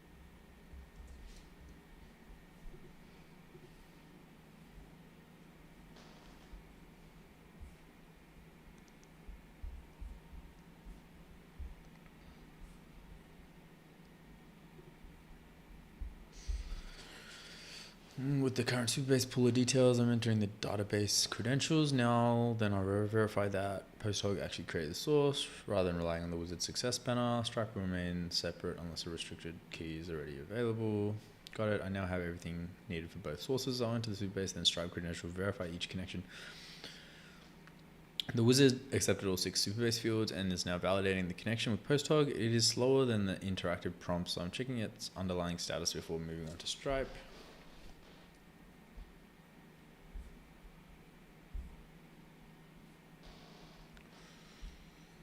Alright. Dope. Looks like we got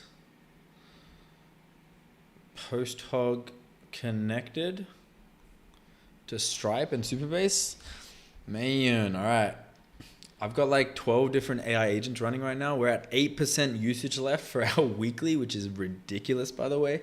So I'm probably going to end the stream here, guys. I'm just going to let my agents run for a bit. I'm showing a lot of like API keys and stuff, which I don't really want to leak on stream. So I'm just going to let these run for a bit. Probably end the stream here. Just a lurker, but I've been contemplating getting your product ace, and I remember looking for the website early and I found it, but now I'm struggling to find it. What's its called? It's first link in the description, bro. Little King. Nice name. First link in the description, buildwithace.ai. But yeah, I'm going to end the stream here. I hope you guys got some work done alongside me. We've just connected PostHog, so looking to improve the analytics on the website. And yeah, I'll keep you guys up to date on how things are going. Peace out. Thanks for joining me. Peace out, Little King, J-Mart, Neutronic, Henry Keen, Barton. Catch you guys all later. Peace out, Payne. Catch you later. Bye. Have a good one. See you tomorrow.